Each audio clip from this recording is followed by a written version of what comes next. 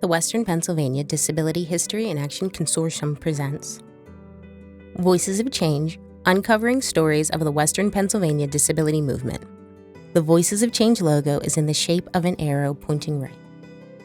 Voices of Change, the media history project of the Western Pennsylvania Disability History and Action Consortium, records firsthand accounts of disability history. This is an interview with Ceil, Belasco and Liz Healey, who were at the forefront of the movement for inclusive education for students with disabilities in the Pittsburgh Public Schools. Their leadership and advocacy is part of Western Pennsylvania disability history. Interviewer is Tina Calabro. Ceil Belasco, as an educator, and Liz Healey, as a school board member, work with others to create a system-wide commitment to educating students with disabilities alongside their non-disabled peers. Photo shows a Pittsburgh Public Schools poster promoting inclusive education circa 1994. The colorful poster features hand-drawn images of a diverse group of children, some with visible disabilities. In addition to their professional roles, Ceil Belasco and Liz Healey were parents of children with disabilities who were among the first generation of students to be educated in inclusive classrooms. Photo shows Bevan Healey at around 8 years old. She is seated in a wheelchair and is smiling at Santa Claus. A second photo shows Eddie Belasco at around age 10. He is smiling broadly and his arms are crossed in front of him. My name is Tina Calabro. I'm the manager of the Multimedia Histories Project of the Western Pennsylvania Disability History and Action Consortium. Today I'm conducting an interview with Ceil Belasco and Liz Healey, who were at the forefront of the movement to implement inclusive education for students with disabilities in the Pittsburgh Public Schools. In their respective roles within the school district, Ceil and Liz help bring about system-wide commitment to educating students with disabilities in inclusive classrooms alongside their peers. The legacy of their leadership continues. Today's date is October 22nd, 2020. The time is 12:30 p.m. We are recording this interview at Studio Me in the East Liberty section of Pittsburgh. The Multimedia Histories Project of the Western Pennsylvania Disability History and Action Consortium records firsthand accounts of disability history. The story of the movement to implement inclusive education in the Pittsburgh Public Schools is part of that history.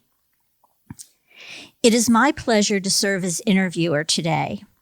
I have a personal connection to the story of Ceil and Liz as a parent of a son with a disability who receives special education services in inclusive classrooms in the Pittsburgh Public Schools. My son, Mark Ceil, graduated from Pittsburgh Brashear High School in 2016 and graduated from Community College of Allegheny County this year. Let's start by talking about your early years and how it led to your career path and your interest in advocacy for people with disabilities. Ceil, let's start with you. Would you tell us about your early family life and its influence on you? I was born into a family of 9 kids. I was the third of the 9. And my youngest brother, his name was Mike, was born in 1958. And he was identified at birth as being a mongoloid, which at that time was the term for Down syndrome. We grew up in a suburban community and were very active in our local church. We lived, in fact, across the street from the church, so we knew our parish priests and the school staff very well. When Mike was born, my parents did not identify him as being a mongoloid to his siblings at first. I remember being on the playground with a colleague or a fellow student who said to me, "What's wrong with your brother Mike? my brother Mike's been walking for a long time. And it was the first I thought there was anything different. So I went home and talked to my parents about it. And then they sat us all down and said that Mike indeed had been born as a mongoloid. And we understood the term because we had a cousin who was about 5 at that time, who was also identified as a mongoloid. And they talked to us about what the implications of that would be and how his life was going to be different than ours, but we were all going to work together and we were going to help Mike grow and be the best that he could be. And the biggest shocker during that conversation was that Mike would not be going to school with us. And that seemed so foreign because being a good Catholic family, we were all about a year apart. So at one point in time, we had someone in 1st through 7th grade, 1 year after the other. And to think that Mike was not going to follow in that path was incomprehensible. And I remember mourning that fact that he was not going to go to our school and feeling like something has to be done about this. This cannot be. And at that time, my parents didn't even know if he would be able to go to school. They had been advised at his birth that he should be placed in an institution and not to worry because the doctors had already started the process for them. And my parents had outright rejected that concept and said, he's our son, he goes home with us. And in fact, they called on their parish priests to come to the hospital to verify to the staff that our family would be fine and would survive Mike growing up with us. And they basically said, the priest said to the staff, you don't know this lady. If she says he's going home, he's going home. And so we began our life with Mike. And then my parents advocated for him to attend school. And at that time, there was nothing in our local school district for him to attend, but rather they had opened a class in a neighboring district. And as a result of a group of parents going and petitioning the school board. So that was my first introduction to advocacy and the effects that advocating for a position and working together with a group that you can make a change. So Mike did go off to school. He was in a class the classroom was located in a basement of a neighboring district in the basement of the school. And there were about 17 or 18 students in that class, and they were age 6 to 18. And in order for him to be eligible to go to school, he had to be able to feed himself, go to the bathroom on his own, ride a school bus without any assistance, and be ambulatory. So he met that criteria when he was about 7. It might have been even 8, and he went off on the school bus to the neighboring district for his first venture into education. But I learned a lot from that adventure and the work of my family and our neighbors. And my sisters and I, there were 6 girls, and we were sort of the neighborhood babysitters for all the kids who had disabilities in the neighborhood because the families felt they could trust us and that we would understand and be a support to their loved ones. So that's when I started wanting to be a teacher and wanting to make a difference. Mm-hmm. Now, you grew up in the Pittsburgh area.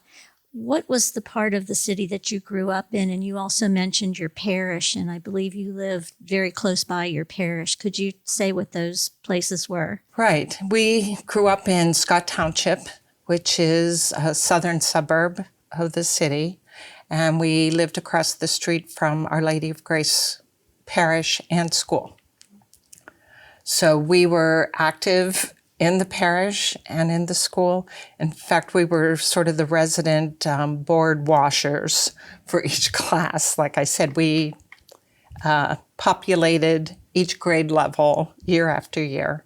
And because we lived so close, they often called on us to help out after school or before school. And you describe your parents as being having strong beliefs. Absolutely, absolutely. They felt we're very family oriented.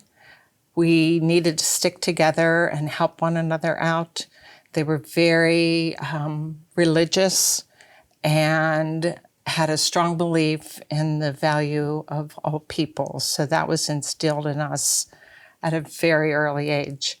When your parents advocated with others for a classroom to be set up in a neighboring district, that was in Carnegie, is that correct? That's correct. So the first school that Mike attended was in the Carnegie School District, not the Chartiers Valley School District where we lived. Mm-hmm.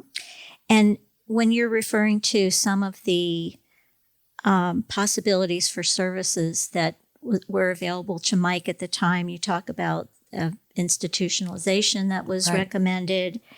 And you also talk about when the Carnegie classroom was opened, that it was in the basement of the building. Right. And you also mentioned the criteria that for entry into that classroom, Correct. which is a rather high bar for attending. For a lot of students, yes. This was characteristic of the services at that time. Absolutely. Our parish priest, again, we had a good relationship with him. He was our across the street neighbor, and he had suggested to my parents, knowing their religious background and work with their church, that Mike might perhaps attend the St. Anthony School, which was in Oakmont at the time. And it was a school that had formerly been, I believe, an orphanage, but was a residential school for young people with disabilities. And so my parents did consider that, but when they found out that Mike would not be able to live at home, that was no longer an option. It would have provided him with some religious instruction, but they likened it to an institution in their mind. And the term they used to use was, we're not going to put him away. So they were very committed to Mike being part of our community and part of our everyday lives. Mm-hmm. Okay. Liz, would you tell us about your early life leading up to your college years? Well, I was born in Pennsylvania. I was born in York, Pennsylvania. And I went through first grade in York, Pennsylvania. And then we moved to the Boston area. And I grew up in Wellesley. I have two siblings, both older. I was the baby of the family. And when I was in school, I was born in 1947, so I was the first group of baby boomers. So in our town, the junior high school had 250 students up until 1947, and then there were 500. So they had to use they had to add additions on, and every single spec got used. And so I was put in a homeroom that was in the basement of the junior high school. And the first time that I was aware of kids who had learning differences was there was this other class that was in the basement, and we were in the room next to them. We were the only two classes in the basement. Since it was junior high school, we got to come and go. The other kids didn't. They stayed there. And it was sort of a, there weren't any kids like the kids in this room next to us who were in our elementary school. I just wasn't aware. And when I started asking, I found out that there was an old, real old school building that they now used as the administrative offices. And they had a class or two there for kids who I think were non-ambulatory, kids who really had more I don't know how significant, because at that time not everybody got to go to school, but it was kind of an awareness for me to suddenly realize that there were these kids, and sometimes they weren't treated kindly, not treated with respect by other students. And then you went on to college at Cornell, and you majored in child development and family relations, and you also became a social activist at that time. Could you talk about that? Sure.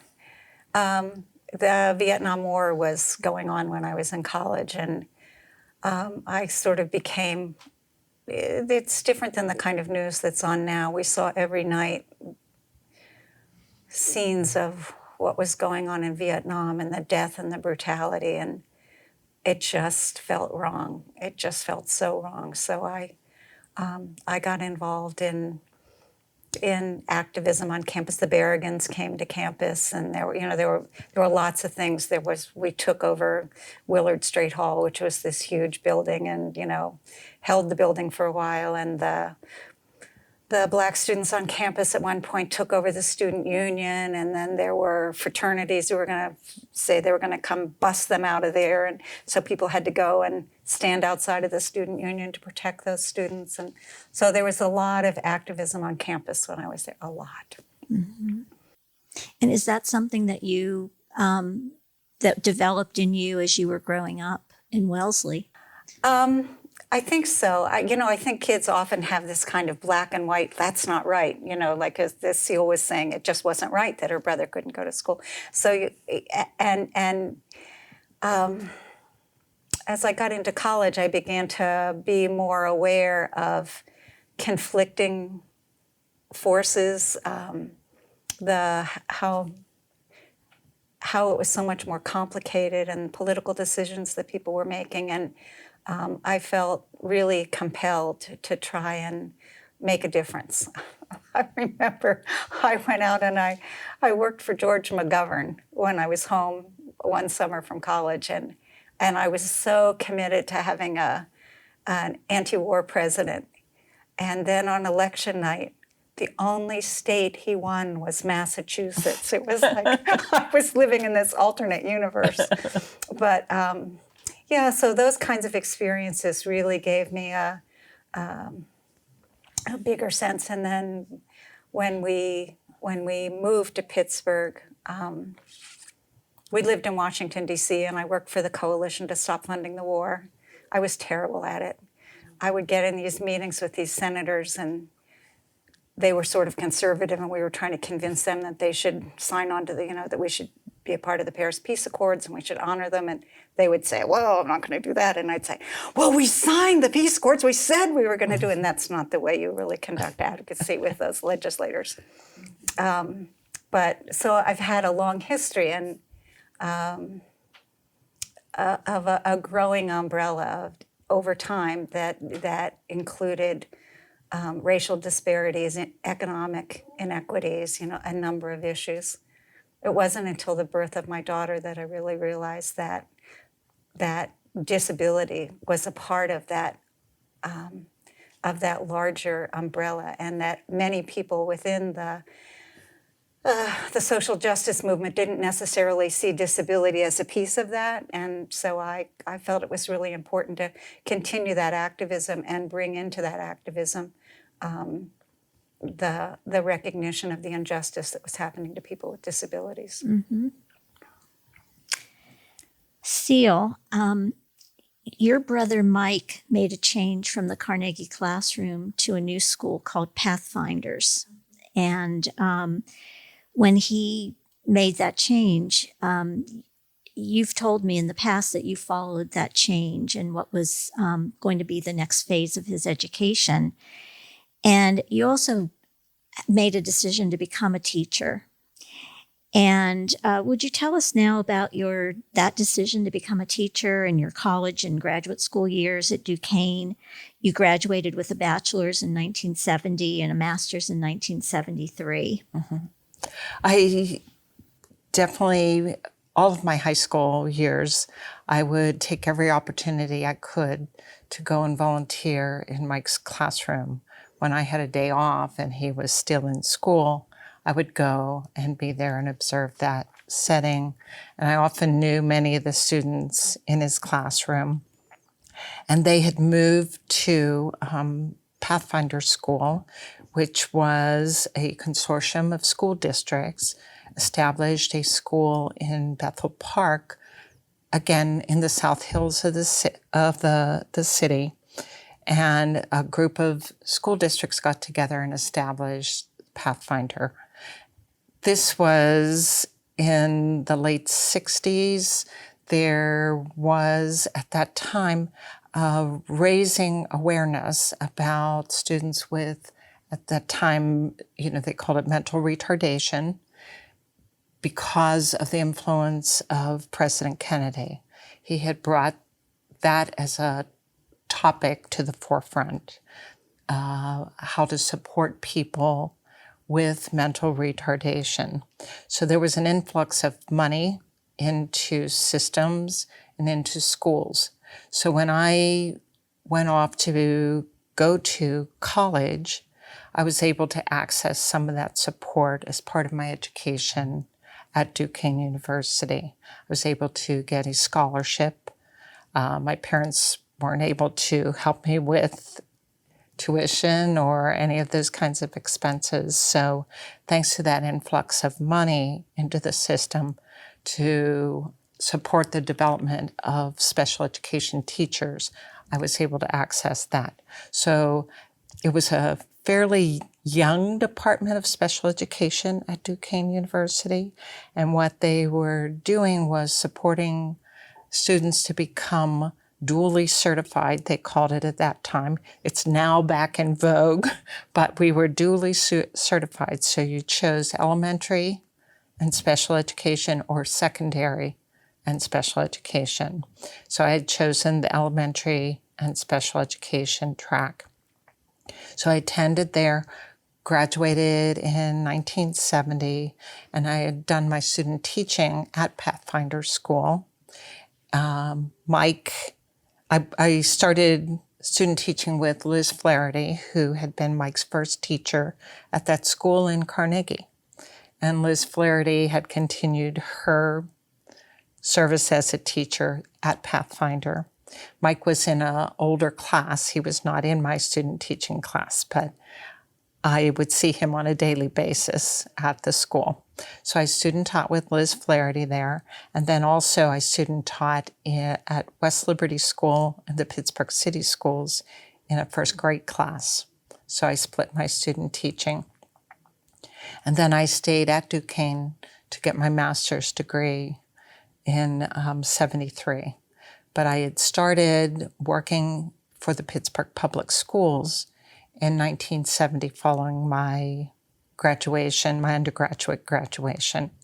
And I was at a school on the south side of the city of Pittsburgh. It was called Morris School, no longer there, like many of the city schools, no longer there. It was a very small neighborhood school. It had a sister school down the street called Phillips. So we were on, I think, 26th, and Phillips was on 21st. So we shared a principal. Both schools were relatively small. There was K through 5 in the school and one special education classroom. The title of the classroom was TMR, or Trainable Mentally Retarded, because at that time you either attended special education under TMR, Trainable Mentally Retarded, or EMR, Educable Mentally Retarded. So my class was one of, there was probably about 7 of us across the city. They were geographically placed around the city, but our students came from anywhere. If we had an empty seat in the classroom, even though I was on the south side. Looking at Duquesne at that time, the field of special education was emerging. And as you said, that was it was encouraged by, in the 60s, early 60s, John F. Kennedy and his family having an interest. And at the time you were there, was there an emphasis on a certain type of special education for students with significant disabilities? Was there enough training at that time for those students? No, the main focus was on what I would find out in the school district was called EMR, or Educable Mentally Retarded, where there was a lot of information about how to structure your classroom, how to teach math and reading, etc. And of course, we were pairing a lot of our instruction with in general ed at the same time. So the focus was almost, you might consider it now as sort of a watered down curriculum of the general ed curriculum. I believe we had 1 or 2 classes, like a 3-hour class regarding students with more significant needs. And most of it involved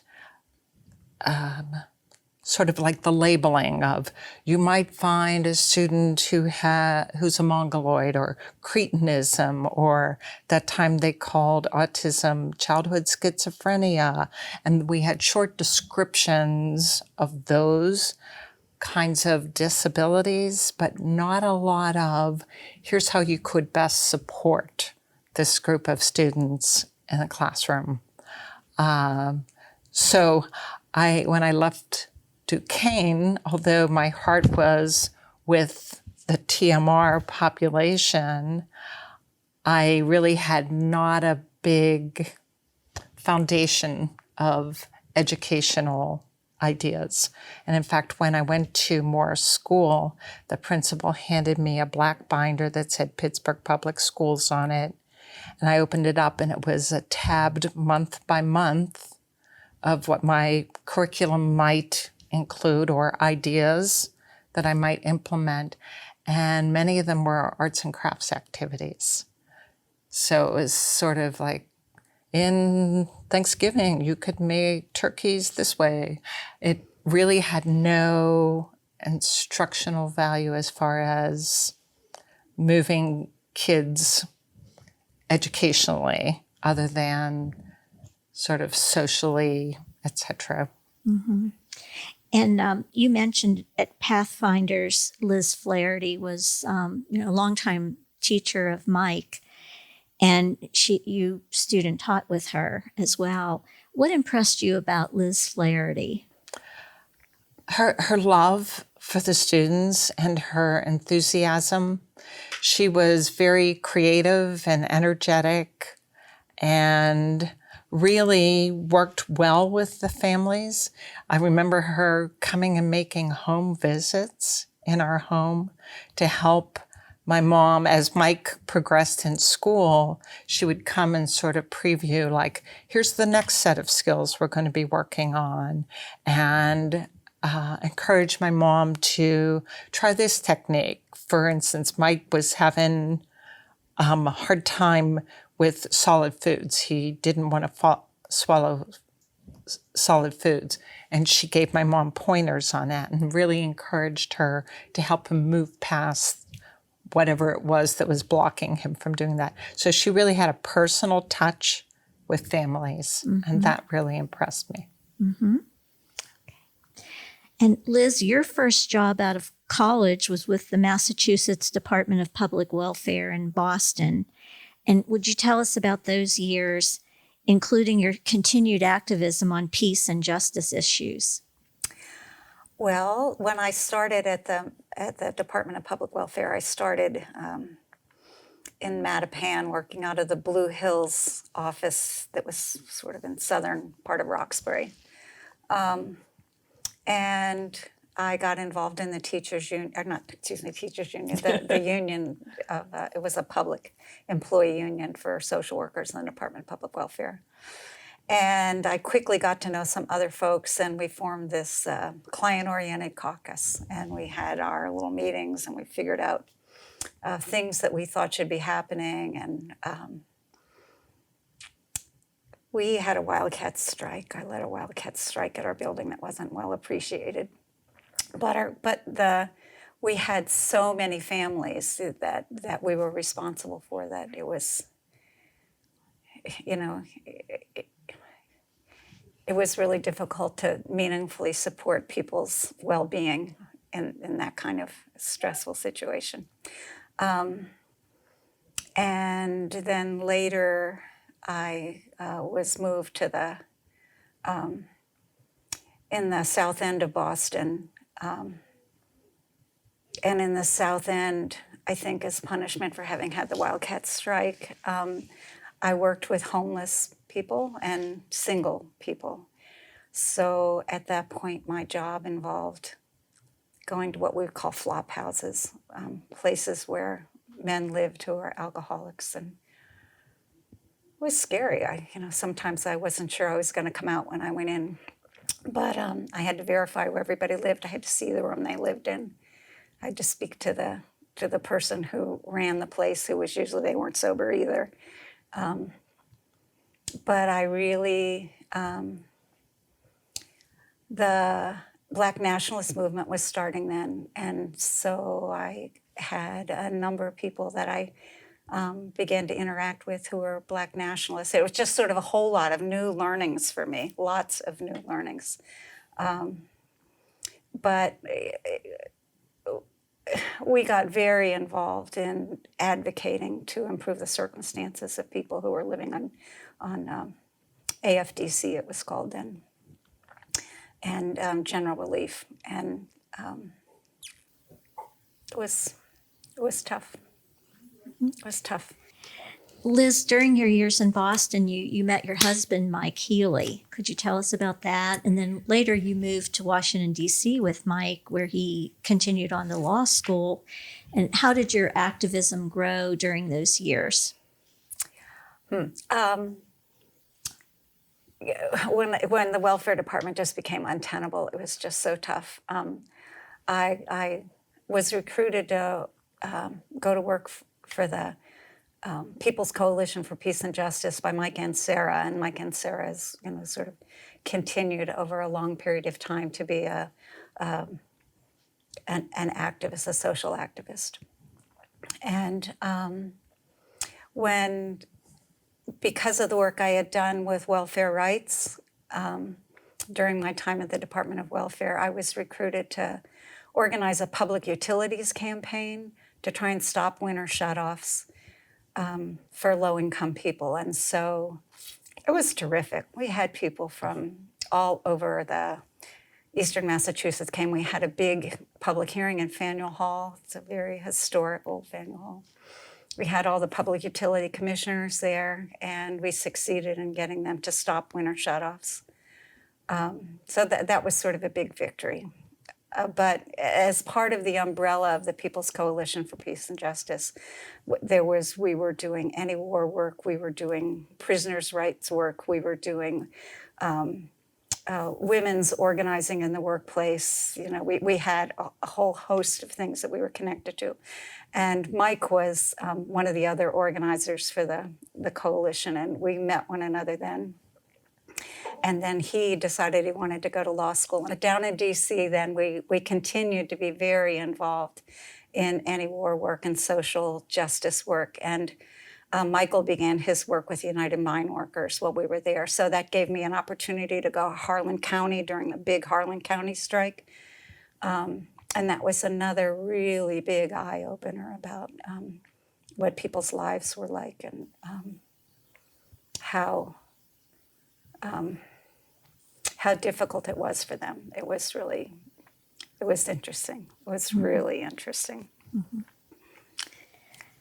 Ceil, you talked a bit about your first job at Morse Elementary on the South Side, and that you were in what's called a TMR class, a teacher of that. And would you tell us a little bit more about that job, including any mentors that you had there, and what was it like?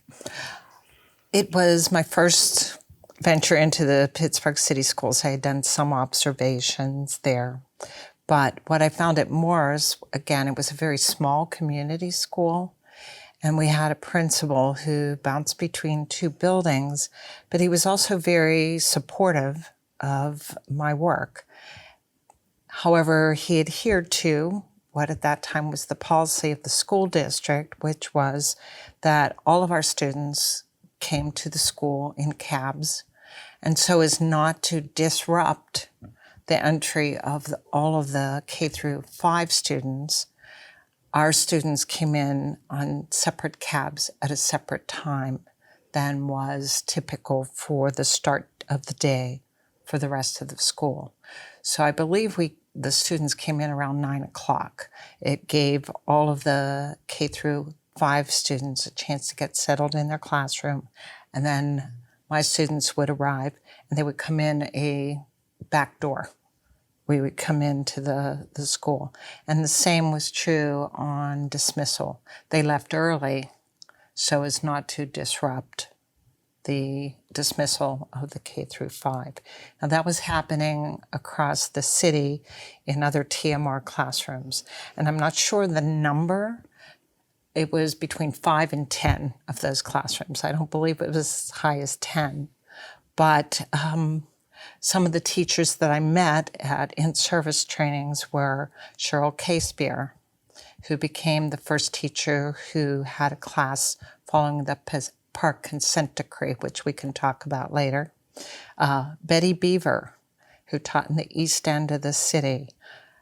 Ella Mae Smay had retired, but I heard stories about Ella Mae Smay. Her name came up. Linda Yonko had been the teacher in that school at Morris previous to me, and she became the first supervisor for students who were considered TMR. So she would visit the classroom on a regular basis. We ate all of our meals in the classroom. I had a piano in the classroom because I was supposed to teach music. We did do music, but I never touched the piano, didn't know anything about a piano. So I was expected to do art and music and gym and had cafeteria in the classroom. So other than mingling, for instance, we were part of the Christmas program, which was really wonderful, so that everyone got to meet and see the students I was supporting.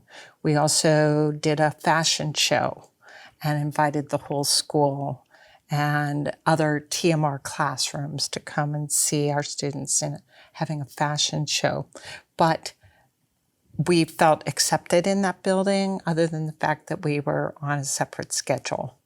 The following year, I was moved to Woolslayer School because the district, which is on Liberty Avenue, 40th and Liberty, and the district was creating what they were calling mini centers, and we were in the basement of the building. There was K through 5, and on the upper floors, multiple classrooms. It was a much bigger school, but all of our classrooms were in the basement. We had a separate entrance for the teachers and the students. We had a separate teacher's room. We were not permitted to go upstairs to the teacher's room. So we had a room that had been basically a closet, and that was the teacher's room. So there were 6 classes there. Betty Beaver's class moved into Woolslayer. Gladys Shaw, Adele Yakupovich, but some new teachers came in, and Ceil Casebeer also moved there. But we really worked hard together and taught ourselves how to support kids with more significant needs. We would be in the teacher's room and so-and-so had this kind of problem today. What can I do? And we would brainstorm and really work on those issues. So it was a great learning experience for me. I was only in my second year of teaching, and I felt my mind was exploding. There were all these resources as far as fellow teachers. We were they called, a staff meeting, which we went up the magical stairs and went to attend the staff meeting, and we were uninvited to the staff meeting. Please don't come. No, you'll have your staff meetings with Linda Yonko. So we were excluded from staff meetings. We barely knew. I didn't know any of the other staff people there other than the special education teachers. And we also did that separate entrance and separate dismissal. We were not allowed on the playground. So it was a very different, I was shocked, and the principal wanted nothing to do with us. So this was very different than my first year experience where Mr. McDonald, Tom McDonald, would come in and, hey, kids, how you doing? And he interacted with us. And at my second year, vastly different. It was a difficult time. But it was at that time that I was at, the second year I was at Woolslayer. So this would have been about 72, 73 is when the park consent decree came through. And they reconfigured our classrooms so that Cheryl Casebeer volunteered to take that first group of students who had never been in school before. The park consent decree mandated that students had a right to an education in the public schools. So one day, it was so shocking to me. We were, again, bringing in the students from this first class and meeting them for the first time. And some of them were teenagers. They had never been to school. And the bus driver had brought 3 brothers. And he said, I was accosted by the neighbors of these 3 boys. They thought I was kidnapping someone, or where did I find them? What was I doing with these 3 boys? The neighbors had never met or seen these 3 boys before, and they were coming out the door to go to school for the very first time. And I was shocked, like, how can a young person with a disability live in a neighborhood and no one know that they are there? But it was not all that uncommon. Not all that uncommon.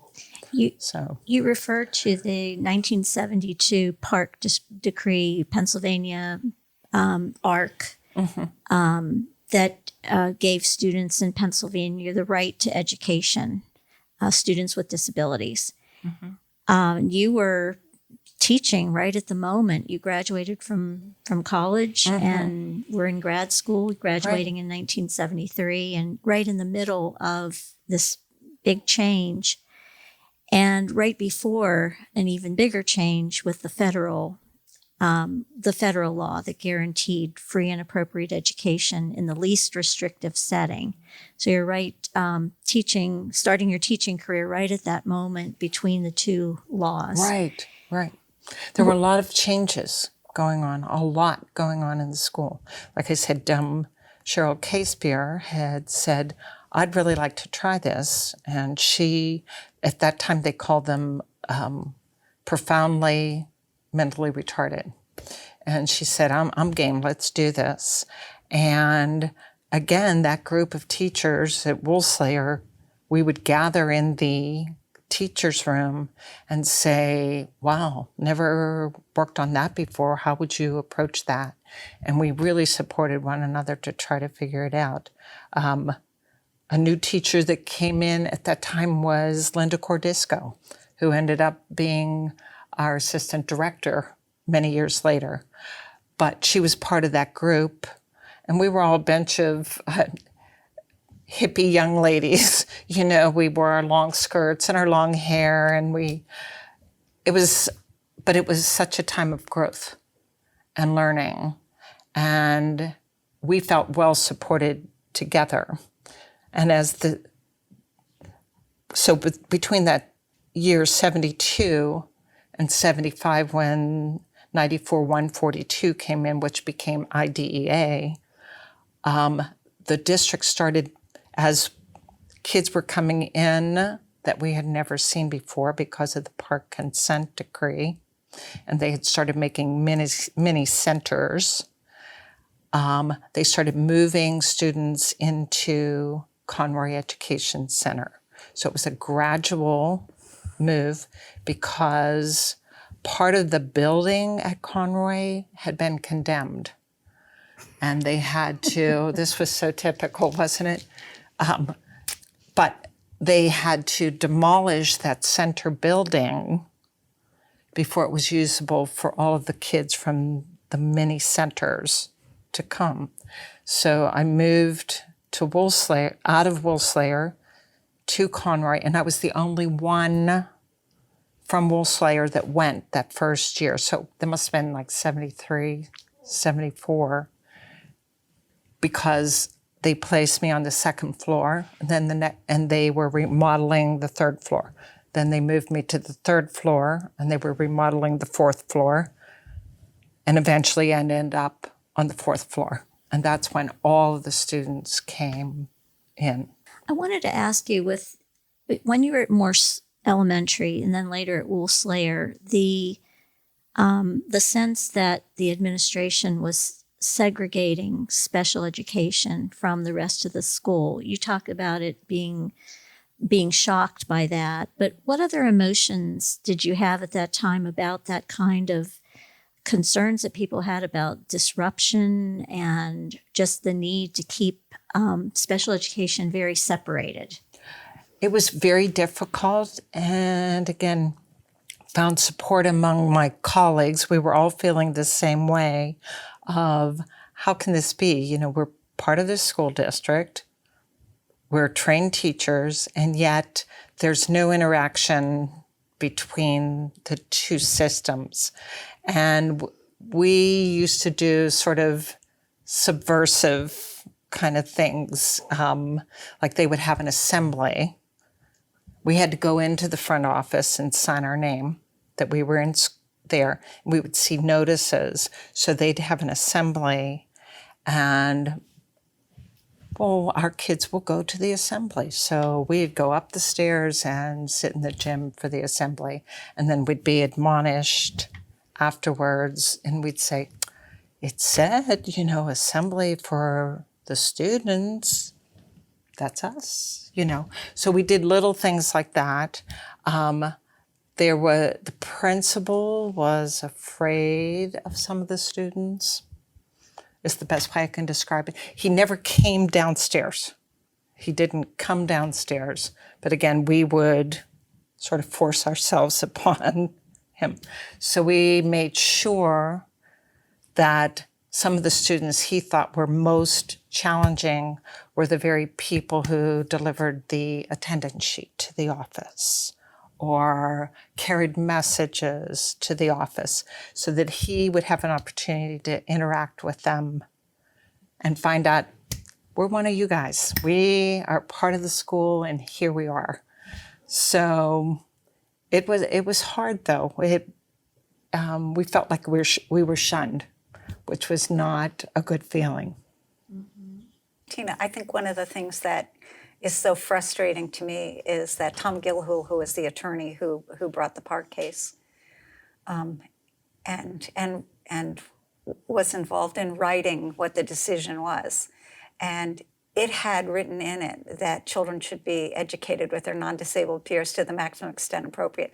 That language, in fact, was adopted and then put into the federal legislation. But Pennsylvania said about building these Taj Mahals of separation. Centers. Yeah. Yes.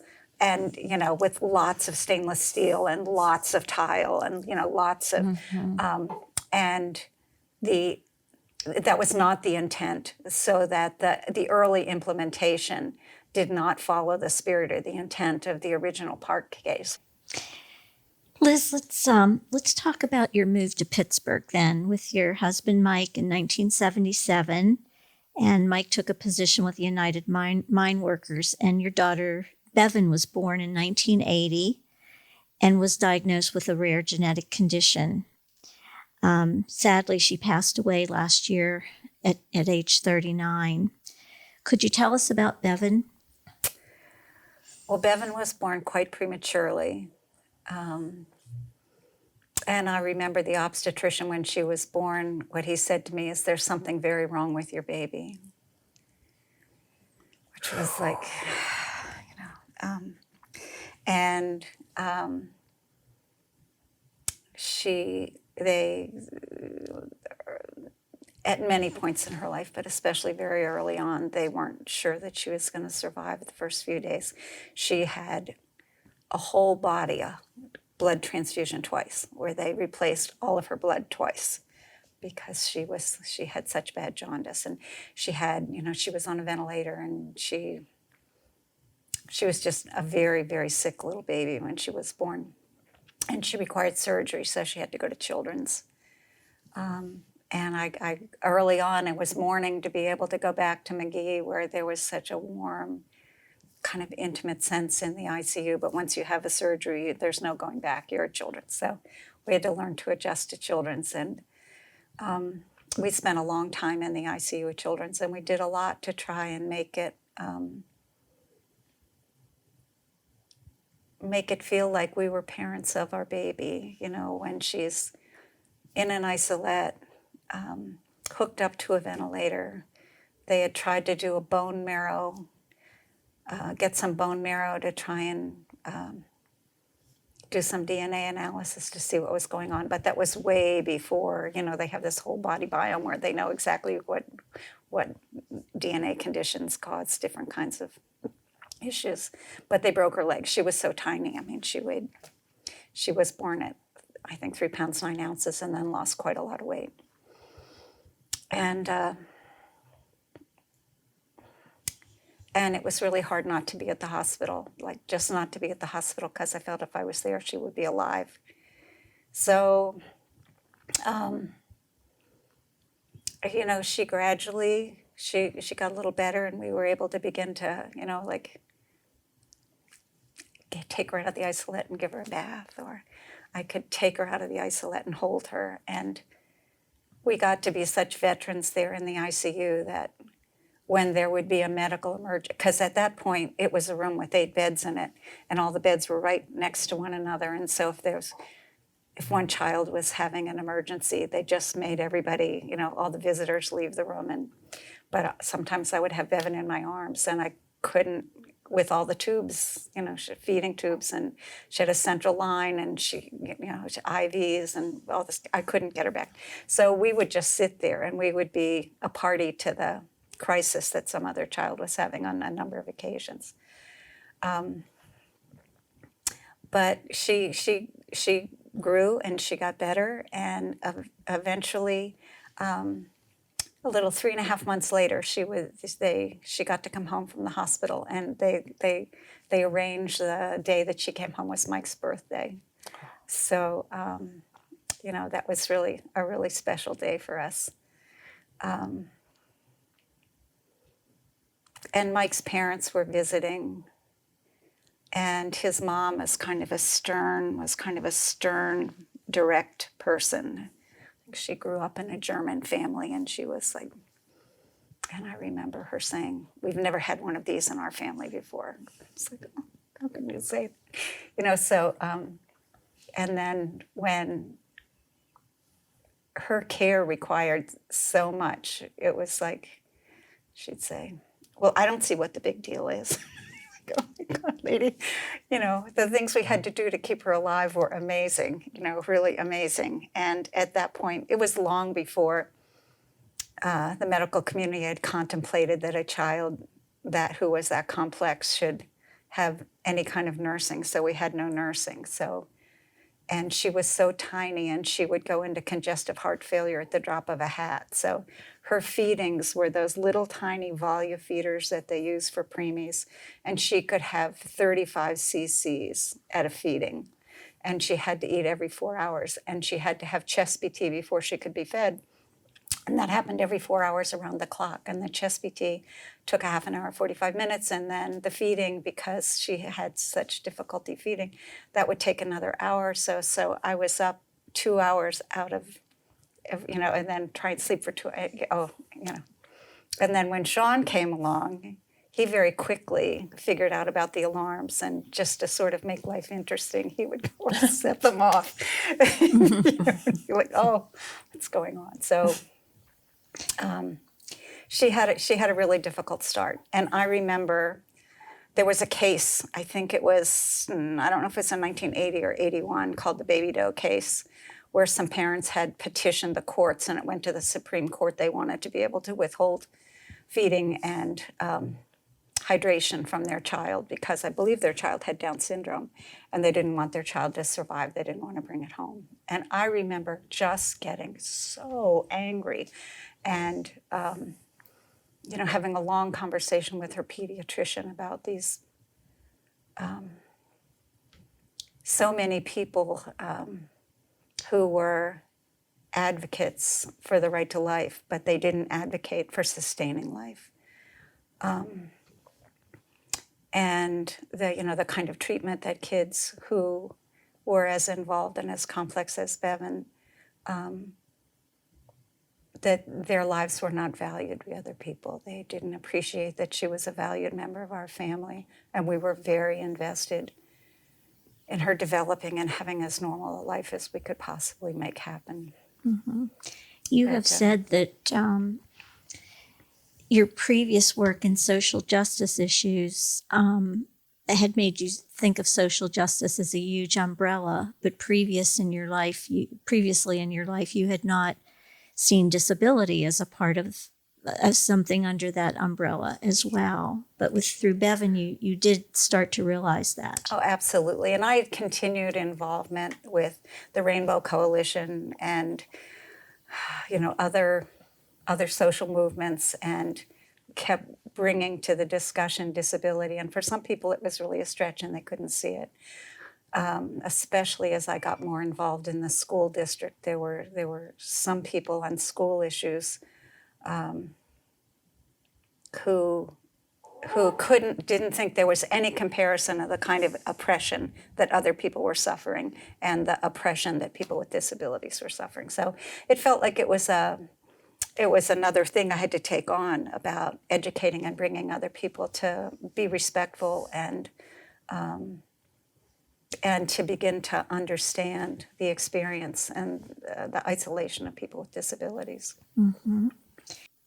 So you started advocating for Bevan to begin her education in the Pittsburgh Public Schools, and also to advocate within the schools for new ways of thinking about special education. Could you tell us about that? Sure. I had tried to enroll Bevan in a number of different preschools because I knew that there were other preschools especially designed for children with disabilities, but none of them would admit Bevan. And Bevan had been getting some infant STEM kind of stuff, both at D.T. Watson and for a period of time through the Pittsburgh Public Schools. So I forget exactly how I began to interact with Dr. Penn, but Dr. Penn, who was then the director of the DEC, I think it was called, Division for Exceptional Children.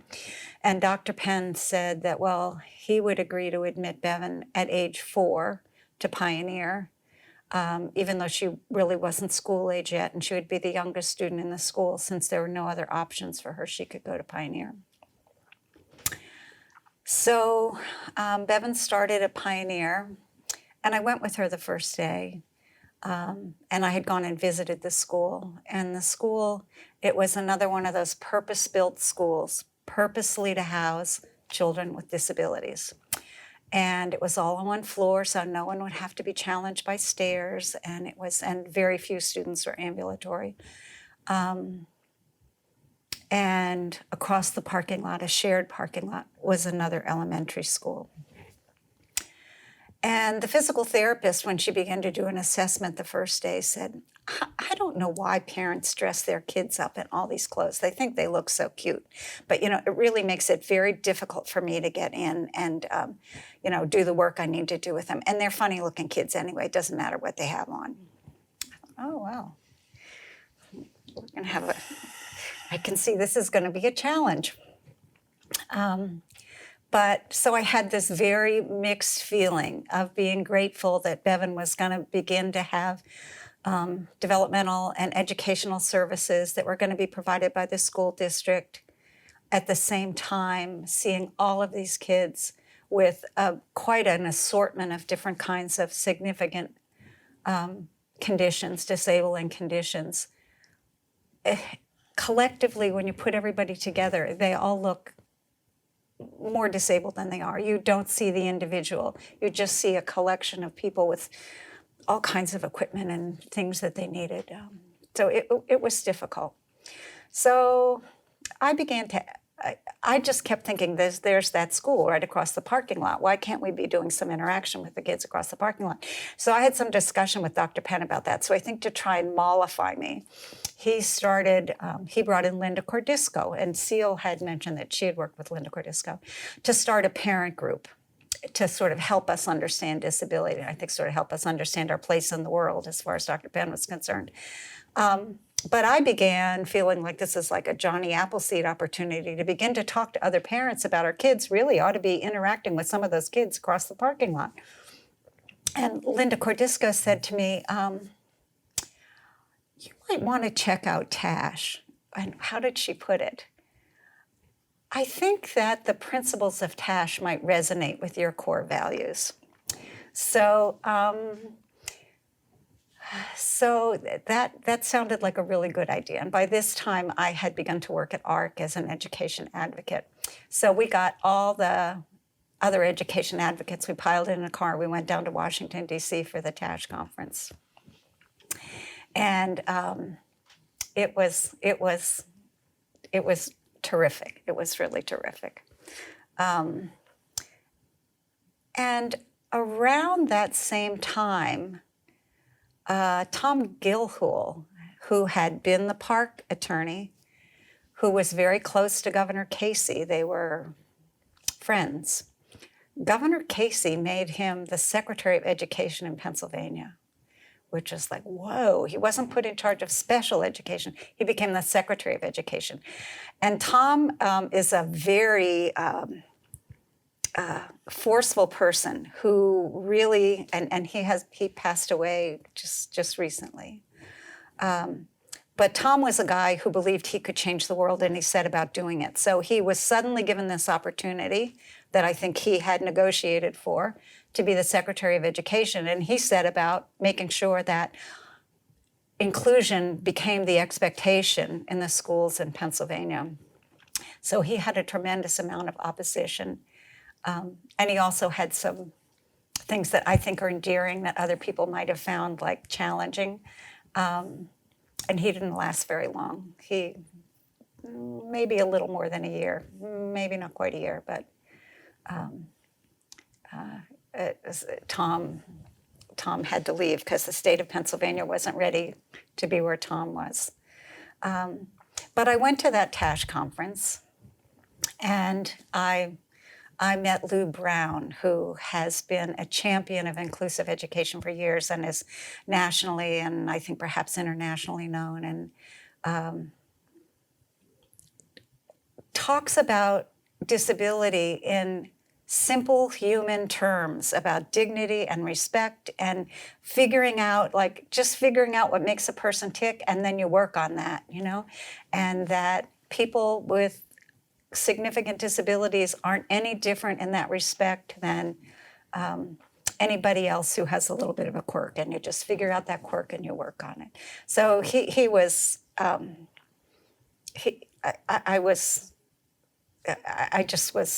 I found him warm, engaging, and another person who he could convince anybody. I felt like he was very persuasive. And I think I remember at that first TASH conference I went to, I went up and I shook Lou Brown's hand and I said, Lou, I've heard you speak a number of times in Pennsylvania, and I have the highest regard for you. And I'm from Western Pennsylvania, which the Dr. Penn, the special ed director, champions as a bastion of segregation. And I'm going to run for school board, and I'm going to change it. And so So that was my first sort of personal face-to-face encounter with Lou, although I'd heard him speak several times before that. And then a year later, I went back the next TASH conference. I sought out Lou Brown again, and I went up and said, Lou, I'm Liz Healey. I met you at the last TASH conference. I told you I was going to run for school board. I've gotten elected, and I'm going to change it. So then Lou immediately promoted me to be on the TASH board. So then I was on the TASH board. But one of the other things that had just happened was NASD, the National Association of State Directors of Special Education, I think was the title of it. NASD, the person who was the executive director of NASD was also a TASH person. You know, she was terrific. And this Winners All report really talked about how special education and general education were like two separate silos, never to come together, and that we needed to break down those silos, and we needed to begin to educate all children with disabilities as part of the general education environment, ensuring that they got the supports and services they needed to be successful. So when I finally got elected to the school board and I got sworn in, I had a copy of that Winners All report. And Dr. Penn for the Pittsburgh School Board, when there's when the new members come in, all the leaders of all the different departments have to be present. So Dr. Penn was there. So I brought a copy of Winners All with me, and I went up and, after the swearing in, he was shaking my hand and congratulating me. Because we'd had a number of times where we had been butting heads over, I had been advocating that the Gateway Project that Ceil was able to bring to Pittsburgh, I'd been advocating in the local task force on the right to education that Pittsburgh needed to have a Gateway Project. Other districts did. There was no reason we shouldn't. And at one point, he reminded me of Khrushchev. He banged his hand on the table. He said, I will not subject a child with a disability to being in a classroom with children who don't have disabilities. That is not fair to them. And I remember thinking, oh, Lord. So I was so proud that I had this Winners All report, and I was on the school board, so I could finally have some clout and change.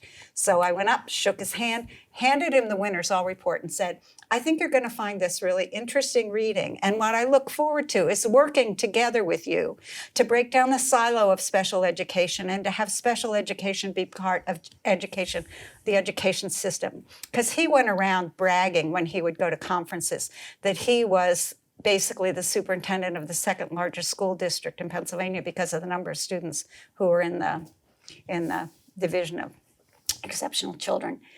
And so then he took a sabbatical. He pretty immediately took a sabbatical. And then it really began to create the opportunities for things to change. Ceil and Kay was involved in it. There was this homecoming initiative that started. And it was heady times because we had another thing that we did, and Ceil was a part of it. There was this, circle of friends who had such a strong sense about the injustice of this and the righteousness that we felt and what we were going to do to change it.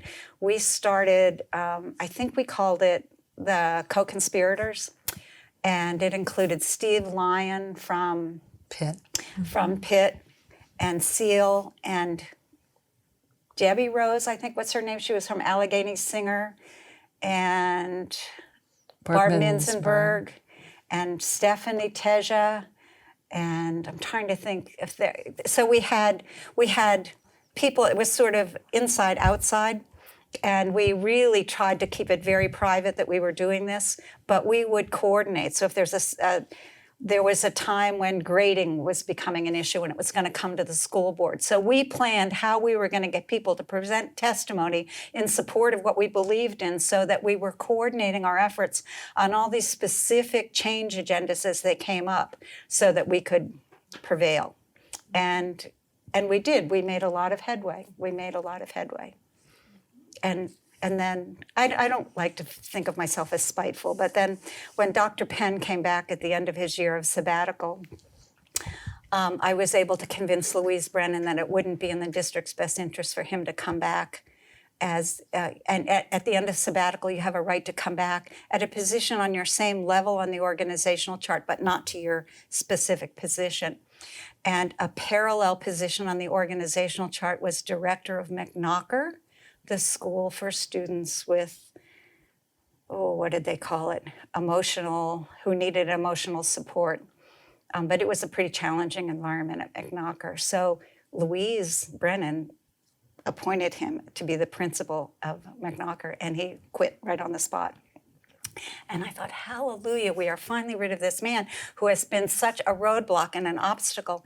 And at that point, the school voucher issue was going on in Pennsylvania, and there was a lot of advocacy around school vouchers. Tom Ridge was the governor. Tom Ridge was in favor of school vouchers. The legislature was opposing it. And Tom Ridge was looking for someone to take over the Bureau of Special Education who would support vouchers. Nobody who had anything to do with special education supported vouchers, because it meant that the regular kids are going to get vouchers, but no child with a disability was ever going to get a voucher. So sort of within the community, it was pretty much understood that we should oppose vouchers. So Bill Penn, I don't know whether that's really what he believed or not, but he was willing to be the governor's man and to take that role on. And then it was like, oh God, be careful what you ask for. Look what has happened now. We were just having to deal with him to change things in Pittsburgh, and now he's like over the entire state for special education. So it became it was a continued push-pull with Dr. Penn when he was in that role. The Gateway Project was well underway in many districts across the state. There were all kinds of good things happening, and suddenly the segregationist was in charge of the State Bureau of Special Education. So it felt like it was potentially going to be a big setback. Mm-hmm.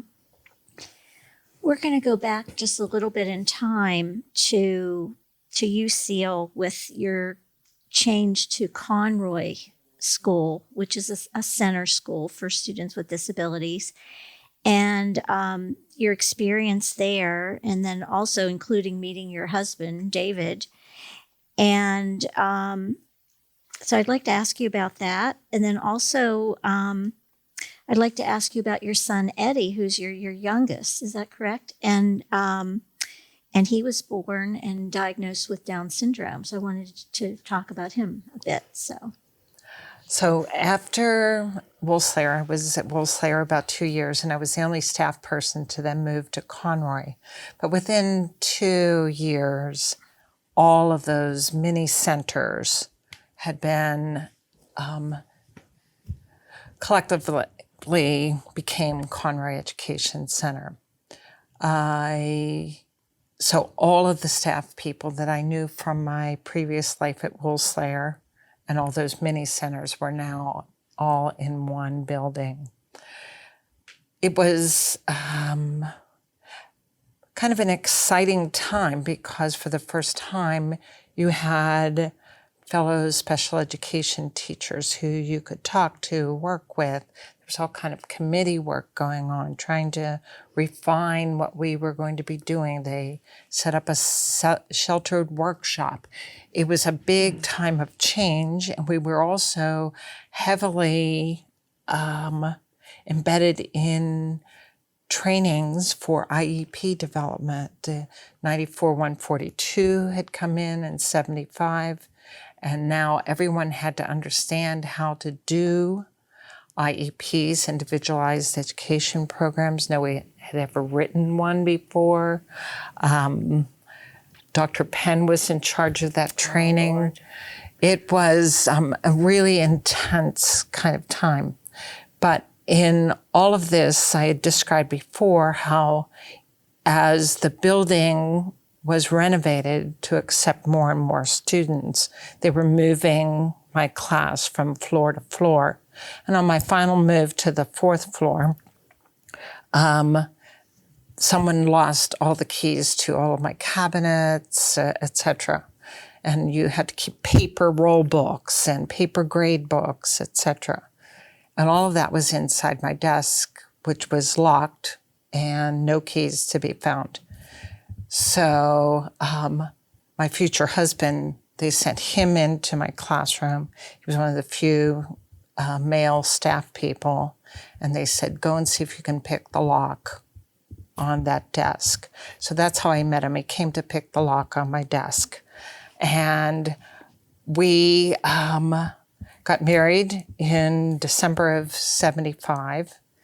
And we had 4 kids. All the while I was teaching at Conroy, and he was there as well. So we had David, Teresa, Catherine, and Eddie was our youngest, and he was born in 86.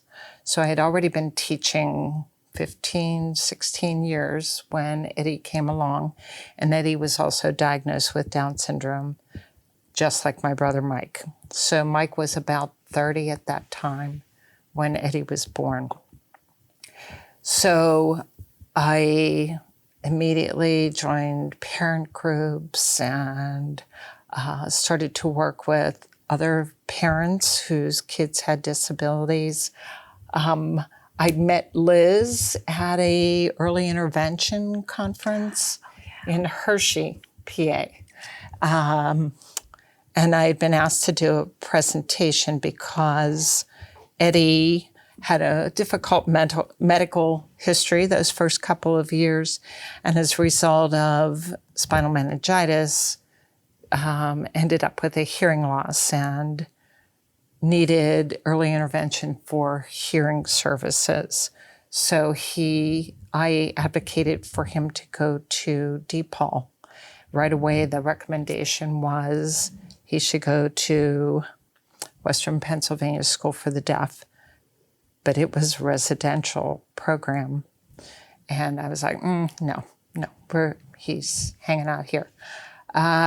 So I had advocated for him to go to DePaul. They initially were resistant. There was not another student who had that dual diagnosis of a cognitive impairment and a hearing impairment. But he indeed went there. And as a result of my advocacy there, I ran into a wide variety of people. Someone from Steve Bagnato from Children's Hospital. He was working in the child development unit, and he asked me to come and do a presentation at this early intervention about basically like advocating for your child and helping others see the possibilities, etc. So I went and was part of a panel. I don't know if you were on that panel, moderated that panel, was in the audience, but I remember standing in the hallway after that presentation, and we started a conversation, and I think we've been talking ever since. Yeah. I don't think the conversation ever stopped. It was an instant connection of like minds. So Eddie probably was about 2 then when I really started to re-examine the educational system and the educational possibilities for him. After that, work to advocate to have him part of DePaul on that early intervention level, I began to examine, like, where should he be in school, and reflected on feeling like, how could it be he won't go to school with everybody else? So started working again with my parish school. My kids were in the parish school, and went and talked to the principal there and said, I'd like to enroll him in the preschool. And I can remember feeling so emotional and so anxious about that. And she opened the door wide open and said, sure, why not? You know, I was like, well, that was much easier than I ever thought it would be. But so he attended the preschool for 2 years where my other kids were at school. And then again, through my work and meeting other families, we ended up at a school board meeting. I was still teaching at Conroy, but we were advocating and trying to get the Gateways project in Pittsburgh. I had met Stephanie Tasha previous to that, again, through the parent-to-parent organization. And she had began advocating for her daughter to attend her neighborhood school. Her daughter Leah also had Down syndrome, so a little bit older than Eddie. But she really was, she finally put her foot down and said, it's this or we do due process. Let's do this. So I got called into Dr. Penn's office, and he basically said something like, well, you think this is such a good idea? You do it. You show me how to get Leah to attend her neighborhood school. It's like, okay, challenge accepted. Let's do this. So I started off just one day a week, and sort of a process of finding out what her special education teacher was thinking, talking to the general ed teachers, the supervisors, everybody. And by the end of the school year, I was 2 days out of the classroom working with Leah, and then other families were like, what's going on over there? Let's try that too. So by the end of the school year, I think there were 4 students I was supporting. So in pretty short order, kids started to pop up. And so I had a sub who was dedicated just to me, so that when I was out, so it was like a co-teaching kind of thing. And by the end of that school year, I knew I could never go back. I really needed to address this in a much stronger way. So Dr. Penn created a position, a full-time position for me, but I had the caveat, like, if this goes south, then I need a job. I have to have a job when I'm done with this. And he guaranteed that. And so I became the first inclusion facilitator for the school district. We had a long discussion about what I should be called. The position was considered a teacher on special assignment. I was not a supervisor. I was a peer to the teachers. So we came up with, he wanted to say inclusion specialist. And I said, no, I don't like the specialist word. I said, let's do facilitator. So we settled on inclusion facilitator. And he introduced it to the staff, the administrative staff within the district department. And I went with one of the school psychologists to do a training with a staff, preparing them for the entrance of a student. And the school psychologist stood up and said, I'd like you to meet Ceil Belasco. She is our new intrusion specialist. And it was like, he sort of had it just a little bit off, but it became a great joke among the Gateways projects on the state level. I made sure I told that story when we all got together. So we all called ourselves intrusion specialists. But Ceil, I wanted to ask you just a little bit more about Eddie. And you have said in the past that Eddie and Mike had the same diagnosis, but they were born in different eras. And so their journeys were different. When Mike was in school, there was an assumption of separation. There was no assumption of being included in regular school or even much in the community. But when Eddie was born, it wasn't really a question of if he would be included in regular school in the community, but really where. You had more of a choice. And so the educational system had evolved, and also your advocacy around that had contributed. I'd like to ask you, what is Eddie up to these days? Is he around 33, 34 years old? He is 33. He'll be 34 in December. And when he left school, he had a job within the first year.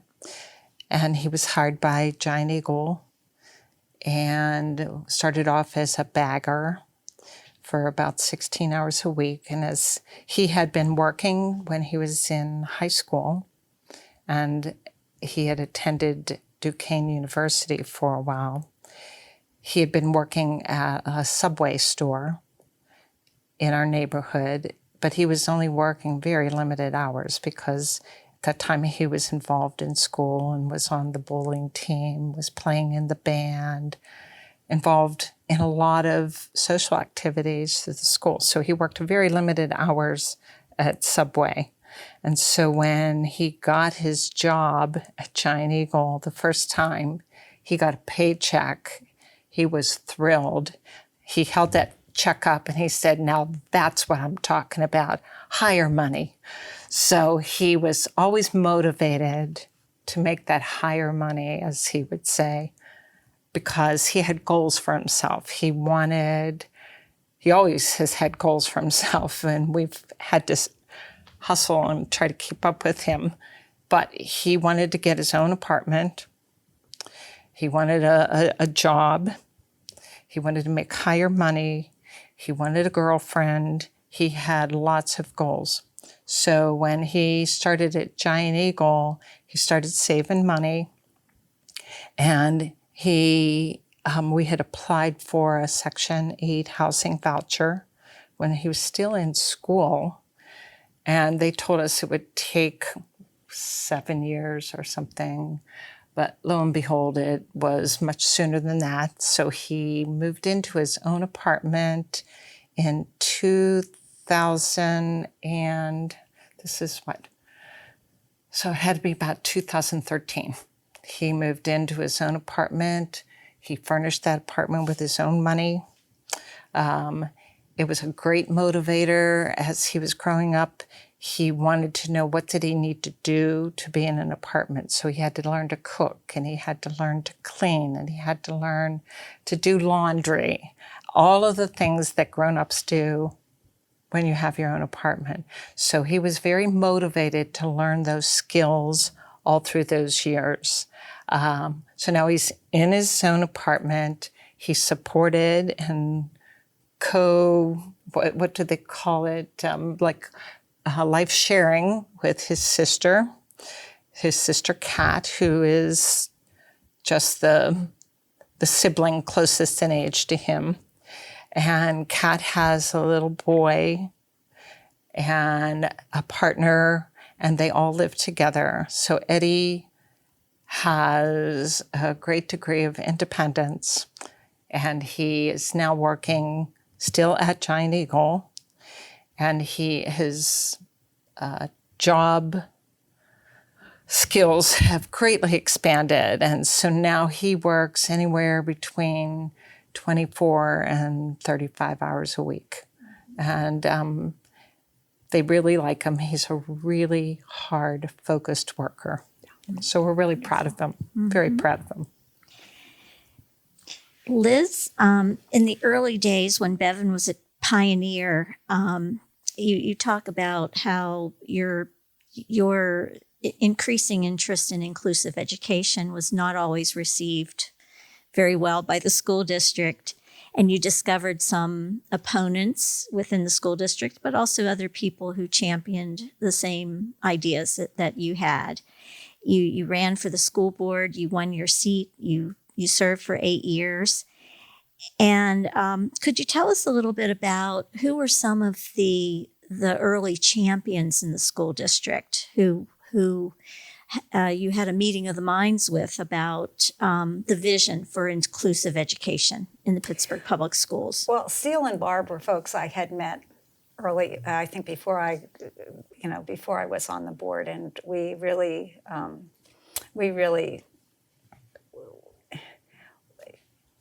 are thinking about life in the world and where kids should go to school and how they should go to school were really well aligned. And Kay Couples at some point, and we were trying to remember exactly when it was, Kay, he didn't replace Dr. Penn immediately, but after Dr. Penn left, within several years, he was appointed the director. And Kay, I think at the urging of Ceil and other people in the department, as well as lots and lots of parents, started a homecoming project.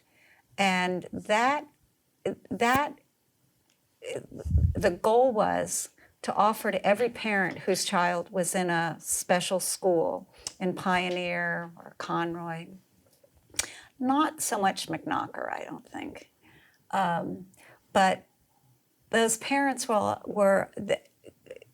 there was a discussion had with each parent about whether they would be interested, would they like to have their child be able to go to school with their neighbors and not be bused across the city to a special school. And that really, not every parent wanted it, but it really, that homecoming project really, I think, dramatically impacted all of the schools. And I think as Ceil's been talking about, some principals were more on board with it than others. When, as soon as I got on the school board, although my intent, of course, was that Bevan was going to leave Pioneer. We hadn't been able to leave Pioneer any other way. I had tried at one point. They had an ESY program, a summer program, and it would be broiling hot, and it was flat-top school, and it would be really hot. All these kids who had bracing and wheelchairs and, lots of stuff that held heat around them. And so I had this devious plan for inclusion that what I decided I could do is I went right about noon when it was dismissal time. I measured the temperature in every classroom. And in every classroom, it was well over 90 degrees, some 95. And I measured the temperatures on each of the buses, the little mini buses waiting to pick up the kids. So I got all the temperatures of all the buses, all the temperatures of the classrooms. I went to the school board. And I asked them to move the summer program to one of the schools that was air conditioned. Because I thought, hey, once we move all this equipment there, what's the point of bringing it back? We can suddenly get all these kids, people will see that these kids can go to school with other people, and it won't just be the summer program, it could become a year-round thing. And I was so persuasive that they air-conditioned Pioneer. And it was another one of those examples of be careful what you wish for, because you never know what's going to happen.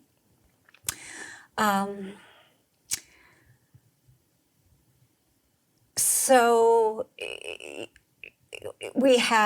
I would say we had a tremendous success. We had a tremendous number of families who really wanted their kids to be able to go to school closer to home, not have to be bused across the city.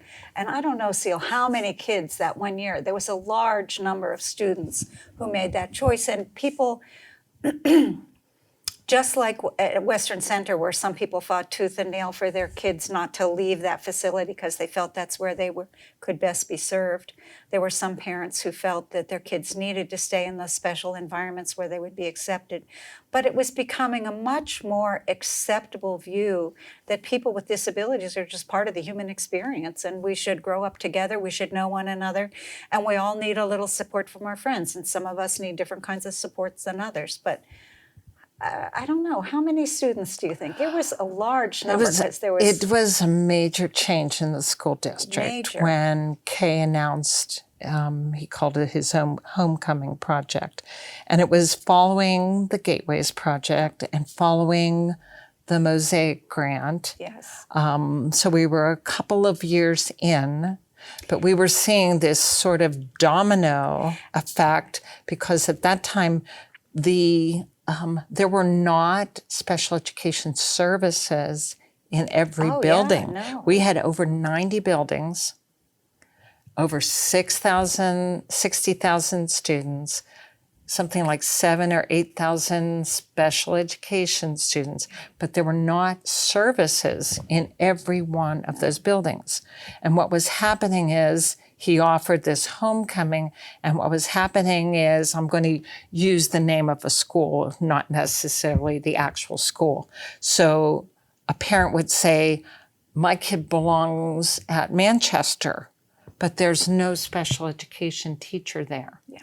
So we had this domino effect of kids were being bused all over the city to attend where the special education teachers were based, their classrooms. And they were clustered. And then families started saying, well, all the rest of my kids go to Manchester. How about my kid goes to Manchester? So what he did through the homecoming project, initially he was going to do it in maybe like 8 schools, like where all these pop-ups were happening. But what happened was, oh my golly, what about the busing? Oh my golly, what about the teachers and the teacher union? And if I start moving teachers over here and aides over there and busing, he said, you know what? We're biting the bullet. We're doing it all in 1 year. Everybody's going back to their home school. Boom, done. Teacher here, teacher there, everybody's moving. It's done. Kids belong where their siblings attend school, where their neighbors are. So it was a major undertaking. I think part of the opposition was for some of the teachers who'd been in their own self-contained classroom for years and years and years, their role was going to change pretty dramatically because they were going to have to be partnering with the general education teacher, going into that classroom to make sure their child was getting supports.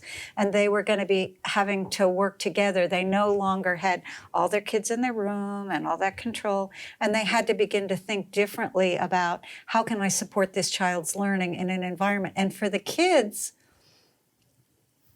it was so motivational for them to be able to want to keep up with their classmates. And so behaviors that might have been challenging, kids pretty quickly realized this is the way you behave in this classroom.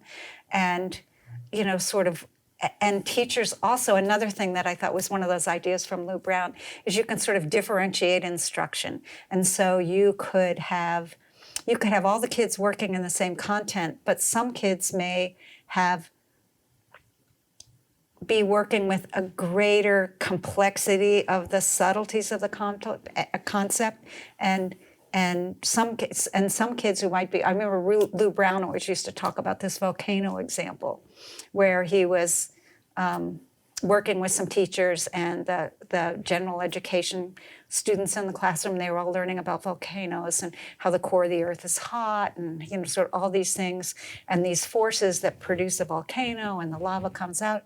And there was a student who everybody thought had really significant learning disabilities, really significant. And that little guy learned that, he loved when you can do those, what do you do with baking soda and vinegar, and you can make a volcano. And that child learned really quickly about what were the visible signs of a volcano, what was a volcano about. And so he could be on par with his other friends who were understanding the core of the earth, and that was a level of complexity that he might not be able to master right away, but he was able to participate in the same activity in a way that was meaningful for him, and he didn't diminish the activity for the other kids, so that everybody had a learning experience that was meaningful for them. Mm-hmm. So all across the country, people were, and really, in a good bit of the world as well, people were starting to understand, well, how do you include students with disabilities in regular classrooms and regular schools? And I wanted to just name off a few of the tangible steps forward that the district. There's one thing that I think was brilliant in the Mosaic Project, because the Mosaic Project was for preschoolers, and preschools up until that time largely had been, there were separate preschools and there were regular preschools. And the Mosaic program began to do inclusion in preschool. So all those parents who really didn't, they're learning about disability as their children are growing, suddenly believe, well, my child belongs with everybody else. Why would they be in a special class? They're in the regular class in preschool. They're doing well. They're really, we're seeing great gains. We should continue that. So out of that Mosaic project came a whole generation of parents who were saying, I want my child to be, well, you can't put my child in a separate school. This is where they belong. They belong with their peers. So I think that was that was really a brilliant, it was the right thing to do, but it also created a huge sea change. And I just wanted to read off what these terms mean. Gateway was a statewide grant program gaining access to education with all youth and students.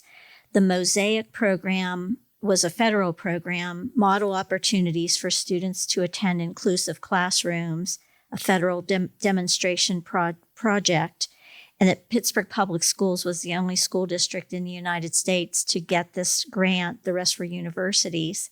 Out of Mosaic came the Advisory Board on School Inclusion. And out of Gateways came the Summer Institute on School Inclusion. Both of you were very involved in these activities. There also was the Leadership Institute on School Inclusion that came out of, followed these grants and received other grants. And as you're saying, there were many parents whose children started out in inclusive education in preschool and the early years, and continued to advocate for inclusive education as their students progress through the system. I wanted to touch just briefly on the role of the unions, the teachers' union, in this whole process of making inclusive education more systemic. Early on, the Pittsburgh Federation of Teachers, along with the American Federation of Teachers, was not a proponent of inclusive education. So could you talk a little bit about that? During those early 90s, after Dr. Penn had established a full-time position of inclusion facilitator, we began writing grants to expand the program and give it a stronger foundation. So we wrote for a Gateways grant, the Gaining Access to Education with All Youth and Students, and that was a state-level grant, but it was called a Systems Change Grant. And other school districts had already implemented that grant and received funding from that. So we got the Gateways grant, and then following right on the heels of that was the Mosaic grant. And as Liz said, it was a stroke of genius that we wrote it to be a preschool program, because it was part of the plan that parents would experience inclusive education in those early years and then begin to advocate for it up through the school system. They just expected it. Yes. So, and we got both of those grants. And when we went for the Mosaic grant, the first time we had a meeting in Washington, the name that was above mine or below mine on the sign-in list was Lou Brown. And I was like, ooh, we have arrived. So, but all of those federal grants that year had been granted to universities who were doing research, et cetera. And we were the only school district in the country who got a demonstration grant. So we were pretty proud of ourselves. But as an outcome of those grants was the Advisory Council on Inclusive Education and the Summer Institute on Inclusive Education. So through the Advisory Council, we gathered both like minds and unlike minds together and made sure that we included the representation from the Pittsburgh Federation of Teachers, because we would need their support as we moved this forward, because it was going to create changing teacher roles and changing expectations. So we needed to make sure that they were well informed, part of the groundwork of what was going forward. So the process of the Advisory Council was we would ask teachers to bring to the table some of their issues, concerns, and then we would work in committees to try to address their concerns. So all of that work was going on, and in January of 1994, the American Federation of Teachers under Al Shanker published a moratorium on inclusion.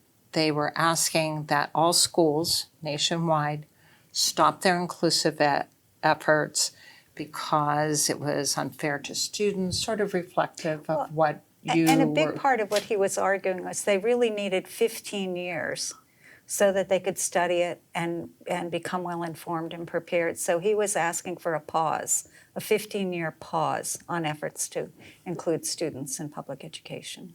Parents didn't have 15 years to No. wait. So A whole generation would have finished school by then. exactly. So it was pretty intense. So Barb Minsenberg and I were both members of the union. Barb was now the project director for Mosaic, and I was project director for the Gateways Project. And being union members, because we were still considered teachers on special assignment, we decided to attend their nationwide meeting in Washington, D.C.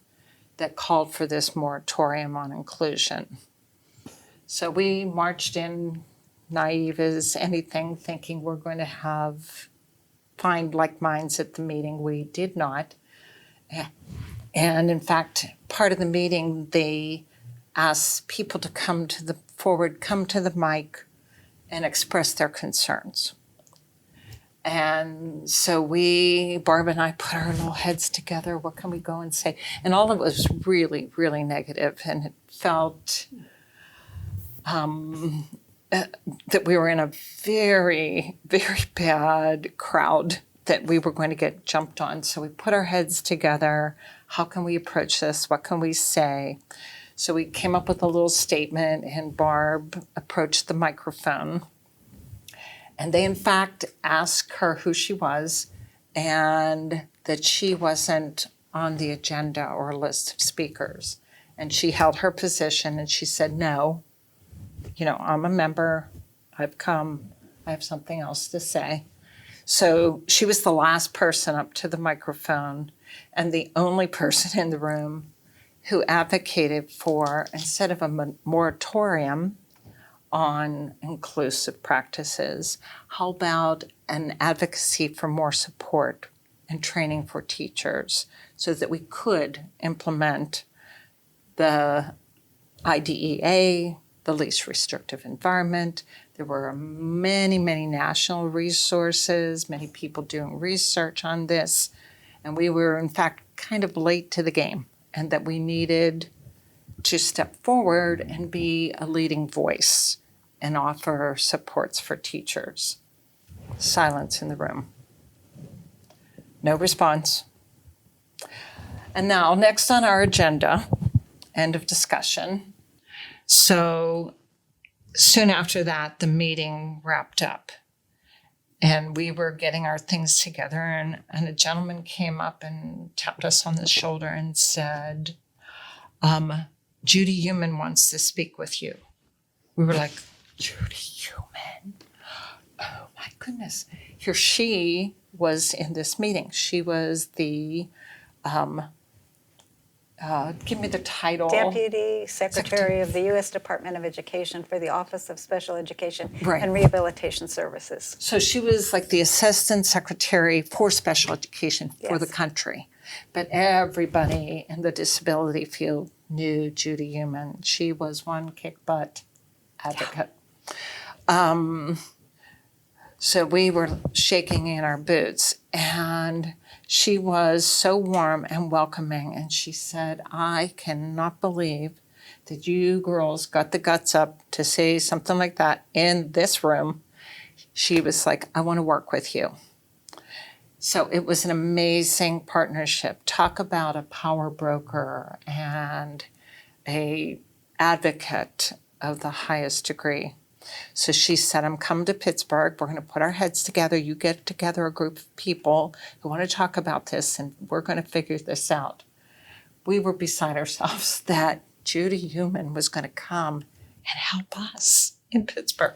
So she did come, and I think we invited you to that meeting. So I think our co-conspirator group got together, and we really strategized. So one of the things... and then we had made it known on the state level, like, we know Judy Human. So then when they were planning the state conference the next year, the Department of Education for PA, we invited Judy to be the keynote speaker. And again, she was such a powerful voice, an amazing advocate. So we continued with our work and felt strengthened by her support. And one of the things we did do through the advisory council and working with the union was one of the big issues that kept coming up to us was the issue of grading.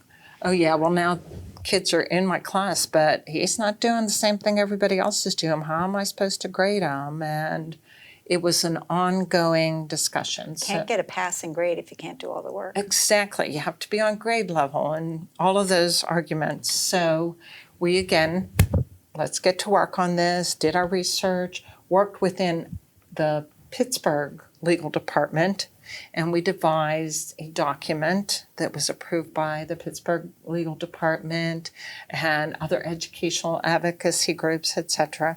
And we called it the Roll Book Reference on Grading.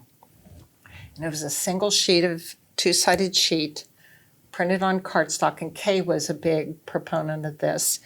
And it was 3-hole punched, so it would be the first page in your roll book that you kept on your desk, so that when you were doing those grades, you would have some immediate reference.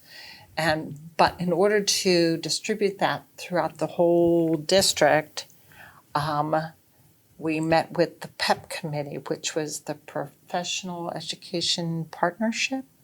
So it was board administrators and all the higher-ups of the union.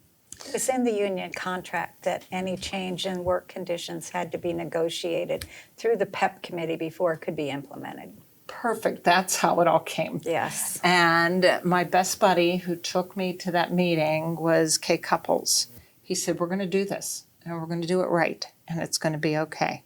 Because the president of the PFT at that time was Al Fondi, who was not known for his calm and collaborative manner.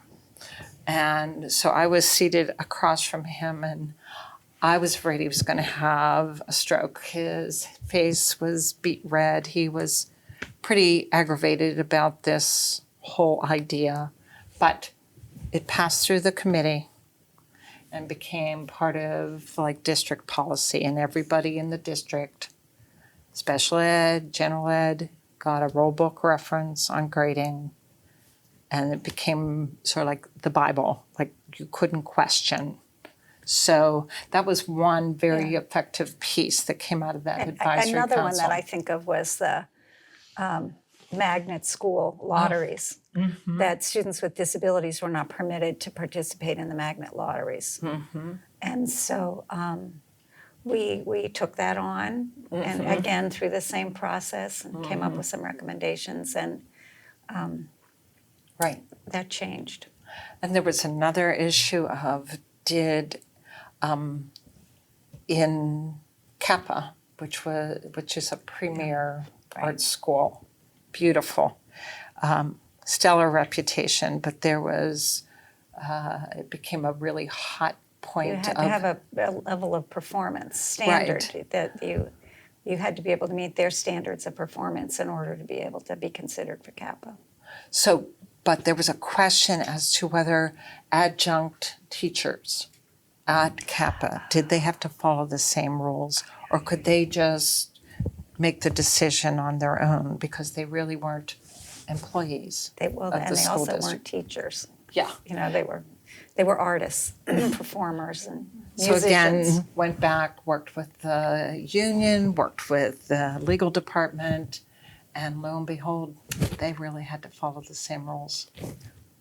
But a lot of those nitty-gritty, everyday things that teachers were dealing with, that was a major change, was in the pay system. Teachers who were working within special education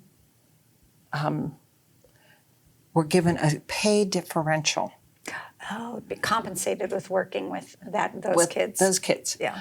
So if you worked with TMRs, you got more money than the teacher who was in general ed. So that became a big bone of contention when we began including kids in general ed classrooms. And teachers were saying, I don't get that differential. And it really comes down to about $1.25 a day. But I'll be glad to pay that to you. However, what we did is we actually advocated that pay differential be taken away. And it was. And again, working through the union, let's level the playing field. You know, everybody's working with general ed and special ed kids. Level the playing field. Mm-hmm. So I wanted to go back to talk about Bevan's educational career. You worked to have her move on from Pioneer Center School, which she could have stayed there till the age of 21, but you had started to work probably almost since the time she started there to have her not be at Pioneer School, segregated from her peers in the general population of the district. And you made plans to have her enroll at Reisenstein Middle School. And she was the first student with significant disabilities and medical needs to be at Reisenstein. So tell us about her transition to Reisenstein, and also her going on from there to a regular high school, Alderdice High School. Once I got on the school board, there was a willingness to have Bevan leave Pioneer and go to Reisenstein. And Bobby Feldman was the principal of Reisenstein. And Reisenstein was a neighborhood school. It was not a magnet program, and it combined racially and economically diverse students into the same building. So for some people it was like, oh, I don't know about Reisenstein. But I was so thrilled. Reisenstein, oh, I love to have Bevan be in Reisenstein. And so Bobby Feldman really was, for the first time since Bevan's career in school, when I had tried the air conditioning and I tried this and I tried that, finally, yes, we can do that. So Ceil, my partner, we started planning for Bevan to come to Reisenstein, and Bobby Feldman very much wanted to be a part of that, and she was really instrumental in making it be successful. And I think and I'm sure that her hope was having the child of a school board member in her school was gonna, it's gonna be helpful to her school, that I could help bring additional resources to the school. And so Bobby had decided that we should select the best kids, we should figure out who the best kids were. And she brought together a group of kids, and we had a number of after-school activities where those kids were invited to stay after school, and Bevan hadn't yet started. She moved to Reisenstein in the middle of the school year. So Bevan came to those after-school activities, and Ceil did a terrific job of engaging kids and discussion and thinking about an activity, and was able to incorporate Bevan. And it was it was a good experience for those kids. And I think Bobby Feldman felt like she had really laid the foundation so that when Bevan came there, she was going to have a group of kids who were going to be looking out for her. And simultaneously, we organized and planned orientation for the teachers. And most of the teachers had never, ever had a student like Bevan. And, she had a trach, and she had oxygen, and she had a G-tube, and she had a lot of things they'd never experienced, and it looked to them like a lot of things could go wrong, So it was another kind of brilliant thing. We had Heidi Feldman, Dr. Heidi Feldman, who headed up the developmental support unit at Children's Hospital and is kind of nationally known. She now heads up Stanford Children's Hospital. And we had Heidi come, and Heidi was just in a very matter-of-fact way explaining, well, this is what this is for, and this is what this is for, and she's really going to be okay, and, she was going to have someone else who was going to be with her. And Bevan, almost on cue, started coughing. And when she coughs, it's pretty dramatic, and her face gets really red. And all, you think like, oh my God, this is it. And Heidi just very calmly said, "Now, do you see what's happening? Now, this is really a very strong feature that Bevan has. She's able to clear her lungs. She can do that independently. You're seeing this. Her face is red. There's a lot of movement, but she's just fine. And this is a good thing that this is happening." She just had a way of putting everybody at ease. And the other thing that I think was another one of those strategic things that Ceil did was we asked the superintendent to come and introduce this. It was almost a day. It seemed like it went on forever. I don't think it was a whole day, but it was at least a half day. It was, yes, yeah. It was a pretty long orientation. And so the superintendent was invited to come. And other than the superintendent wanting to keep me happy, she was clueless, So Ceil said, well, she would write something for her to say. So Ceil wrote this wonderful speech about inclusion, the value and importance of inclusion, how this is where we should, our schools should be going. And Louise delivered it beautifully. And it was videotaped. And then we had Louise, the leader of the school district then, were able to show this video all around to all these different schools. So that was terrific. And so after we did all this preparation, we had the kids ready, we had the teachers ready, we had everything ready to go. First day, Bevan goes on a little short bus, and her little short bus came to pick her up and get her to Reisenstein. And it was the middle of the year and a new route, and things didn't go off as planned, so she was late getting to school. And I just wanted to make sure everything was really going to be okay, so I had gotten in the car and kind of followed them to school, and we all got out. And they had sort of repurposed what was kind of a closet as a space where Bevan could, like when she needed chest PT and when she needed personal care, things to be done in private, she could go into that room. So Bevan went there, and she had missed homeroom. She'd missed all that stuff. We getting her jacket off, getting her all ready, getting her ready to go catch up with the schedule. And Bevan was heading down the corridor at Reisenstein. And at Reisenstein, they had 2 or 3 probation officers in the school for a middle school. And so there was a great effort on order and control and making sure that, there was a safe environment for everyone. So we started heading out of this little room down the corridor, and I think Ceil was there and I was there, and, her aide was there. And we saw coming up the corridor, the long corridor, up the other end of the corridor, was a young student, and immediately, kids aren't supposed to be out in the hall during class time. So this was probably a problem actor in the school, But this young girl's coming up the corridor, and she said, "Who's that?" And we said, "It's Bevan." She said, "She a baby doll?" I said, No. She's a student. This is her first day. She's going to be here in Risingtide. Why is she in that chair? Well, she can't walk. Oh. Well, Bevan. So she started to talk to Bevan, and Bevan didn't answer. And we said, Bevan isn't able to speak. She can hear what you're saying, and she really likes to have people talk to her, but she's not able to answer you. So one of the ways that we, that we communicate with Bevan is we touch her and we say, "Hi, Bevan, I'm Ceil," or "Hi, Bevan," let her know what's going on. So this little girl comes up and she puts her hand on Bevan and says, "Bevan, you're going to need somebody to watch your back in this school. I'm going to be looking out for you." And it was like we had all the best gifted students all ready to go. And yet it was another kid who felt vulnerable in some ways, who immediately latched on and said, "I'm going to look out for another vulnerable person in this school." So it was joyful that it happened so spontaneously. We didn't need to do all those things after school. We didn't need to do all that, but kids spontaneously got it. Mm-hmm. And then Bevan went from Reisenstein over to Alderdice for high school. And how was that?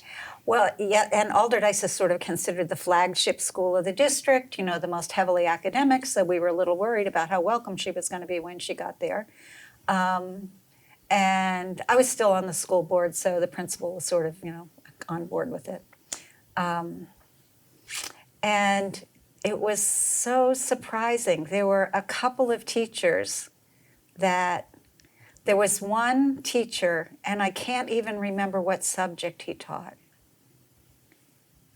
But he said to me, I went to Pitt, and I was in this large lecture class, and there was this kid in a wheelchair, and he came in and he sat right next to me.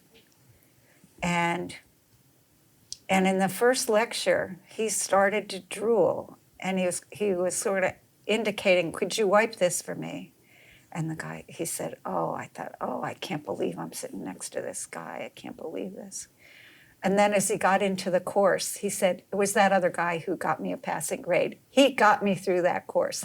So I suddenly, he said, it was a game changer for me. I began to see people differently, and Bevan is so welcome here. And it was like, wow, Thank you. After all these things with AFT, like, well, we teach academics here, And Bevan was not a student who was going to be able to participate in a lot of the academics, but she certainly enjoyed the interaction with other people.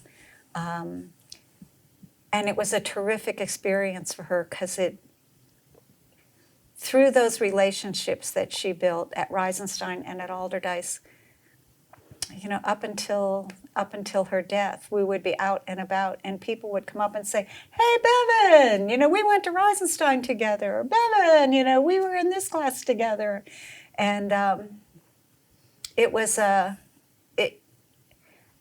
it accomplished what I had hoped to accomplish. That Bevan was going to be recognized in the community.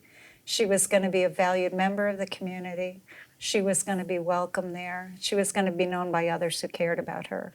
So for Bevan, her school experience really, laid the foundation for the life that we had hoped for her. Mm-hmm. And Ceil, I understand you had a student later on at Chatham University who was a classmate of Bevan's, and she wrote about that. Could you tell us about that? For a period of time, I was an adjunct at Chatham University, and following the end of the class, I always ask the students to write a reflection on, their experiences in the class or their experiences with a person with a disability, or what was motivating them towards a teaching career. And the students in the class did not know my background or whom I had worked with, or they knew I was working in the Pittsburgh City Schools. But lo and behold, one of the letters comes back, and it was a student who reflected on her time at Reisenstein and having met Bevan and felt she had made such a contribution to the school, and that she influenced this student to think about ways that she could support students in the future. And she was basically the motivation for her to go into education. So she did have long-lasting effects on the students she came into contact with. But that was a wonderful aha moment. Mm-hmm. Wonderful. Mm-hmm. I wanted to mention that after Liz, when you left the school board, a little bit after that, you founded the Peel Center, Parent Education and Leadership Center here in Pittsburgh, but it's now serving the entire state of Pennsylvania, and you're the founding executive director. You retired from there in 2017.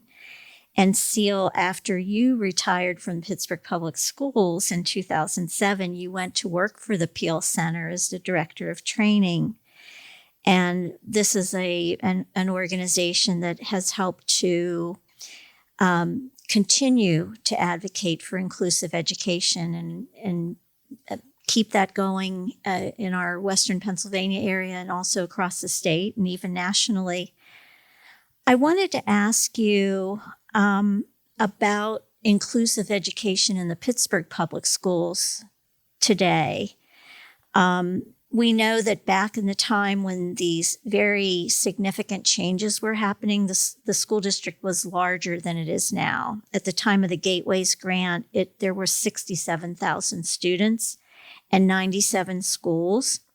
And now in 2020, there's about 23,000 students and 54 schools. So it's a much smaller district than it was. What's your impression of how inclusive education has been carried out in the district after you left your active roles with the district? I understand that I am no longer in touch with the folks in that department, but understand there are no longer inclusion facilitators. And when I left, there were 4 of us.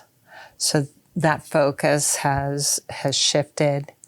I'm not sure of the dedication to inclusive practices right now. I remember I was working at the Peel Center, and the school district had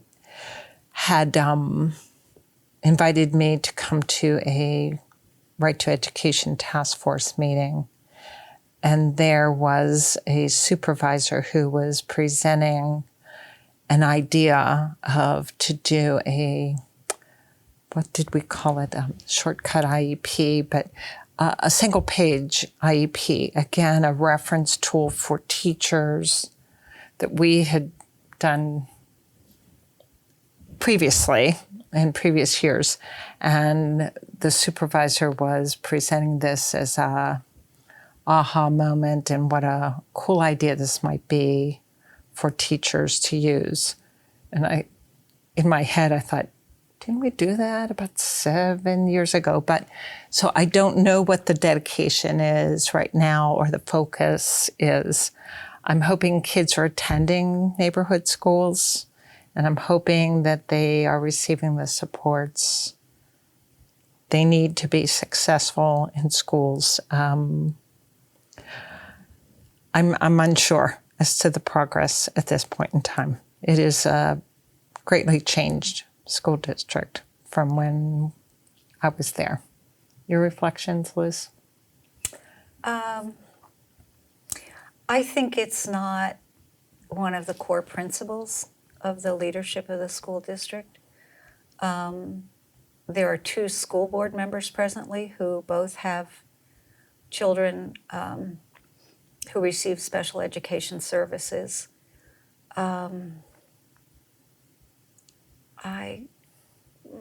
My sense is that for some kids, if their families are able to advocate effectively, that they can marshal resources and get the attention that their child is going to need to be successful. But I don't think that that's uniform at this point. Mm-hmm. As you look back at the role you played for more than 20 years in trying to move the school system forward, how would you summarize the role that you played during those years? Co-conspirators. I like to think that we were part of that system's change that moved the school district from sort of a segregationist bedrock principle to become more open, more well-trained, more well-informed, and interested in supporting students and staff as well. I think what I observed was, as there's a change in leadership, and that includes both at school level and also administrative level, there's a change in philosophy.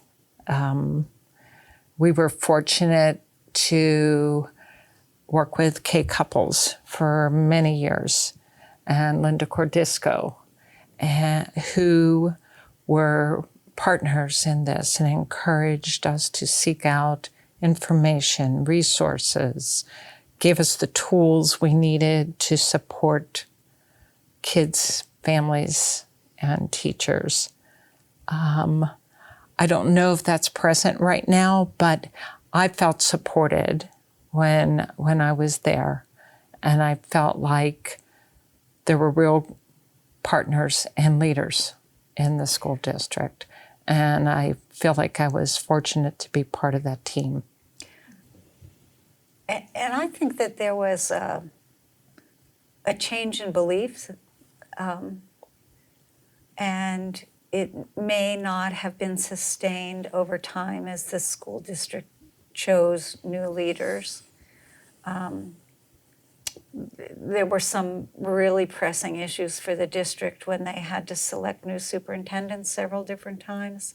And so that may not have been, when I was on the board, that was one of the 7 or 8 questions every candidate was asked about in our uniform. And I'm not sure that it has that level of priority now. But I even think Kay went through a change. I remember my earliest interaction with Kay. I would say he was not so convinced about the value of inclusion. But I think as people began to work with it, began to see people sincerely making it happen, and began to see what an impact it was having on people's lives, I think we really, I think there were significant changes in foundational beliefs for people. And I regret that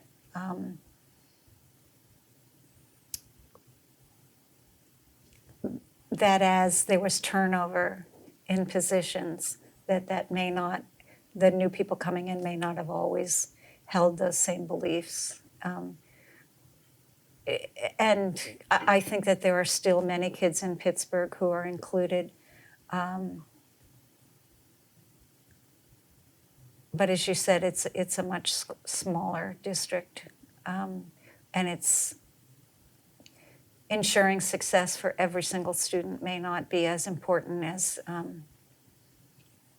creating a more equitable district at this point in time. It's a huge issue at this point in time when you think about during COVID, when kids who are economically disadvantaged have become disenfranchised from education. Those are really pressing issues, and I understand why they're really pressing issues. But I wish that this was right, in the list. It was on the list. It was still there, that we were still attending to it. And I think people perhaps are so focused on some of these other inequities that it's not as large a priority at this time. Mm-hmm. Thank you for those closing comments. Is there anything else that you wanted to add? Thank you. Thank you for this opportunity. Thank you. Thank you. This interview was recorded on October 22nd, 2020 at Studio Me, Pittsburgh, Pennsylvania. Interviewer was Tina Calabro. Videographers were Ryan Haggerty and Matthew Thornton. Interview with Ceil Belasco and Liz Healey, advocates for inclusive education for students with disabilities in the Pittsburgh Public Schools. The Western Pennsylvania Disability History and Action Consortium expresses sincere appreciation to Ceil Belasco, Liz Healey, Senator John Hines History Center, Edith L. Trees Charitable Trust, FISA Foundation, Achieva, Institute on Disabilities at Temple University. Photos courtesy of Ceil Belasco and Liz Healey. This interview is a production of the Western Pennsylvania Disability History and Action Consortium. The logo of the Western Pennsylvania Disability History and Action Consortium shows the map of Pennsylvania. The counties in the western half of the state are highlighted. To learn more about disability history in Western Pennsylvania, visit www.wpdhac.org. Copyright Western Pennsylvania Disability History and Action Consortium 2021. All rights reserved.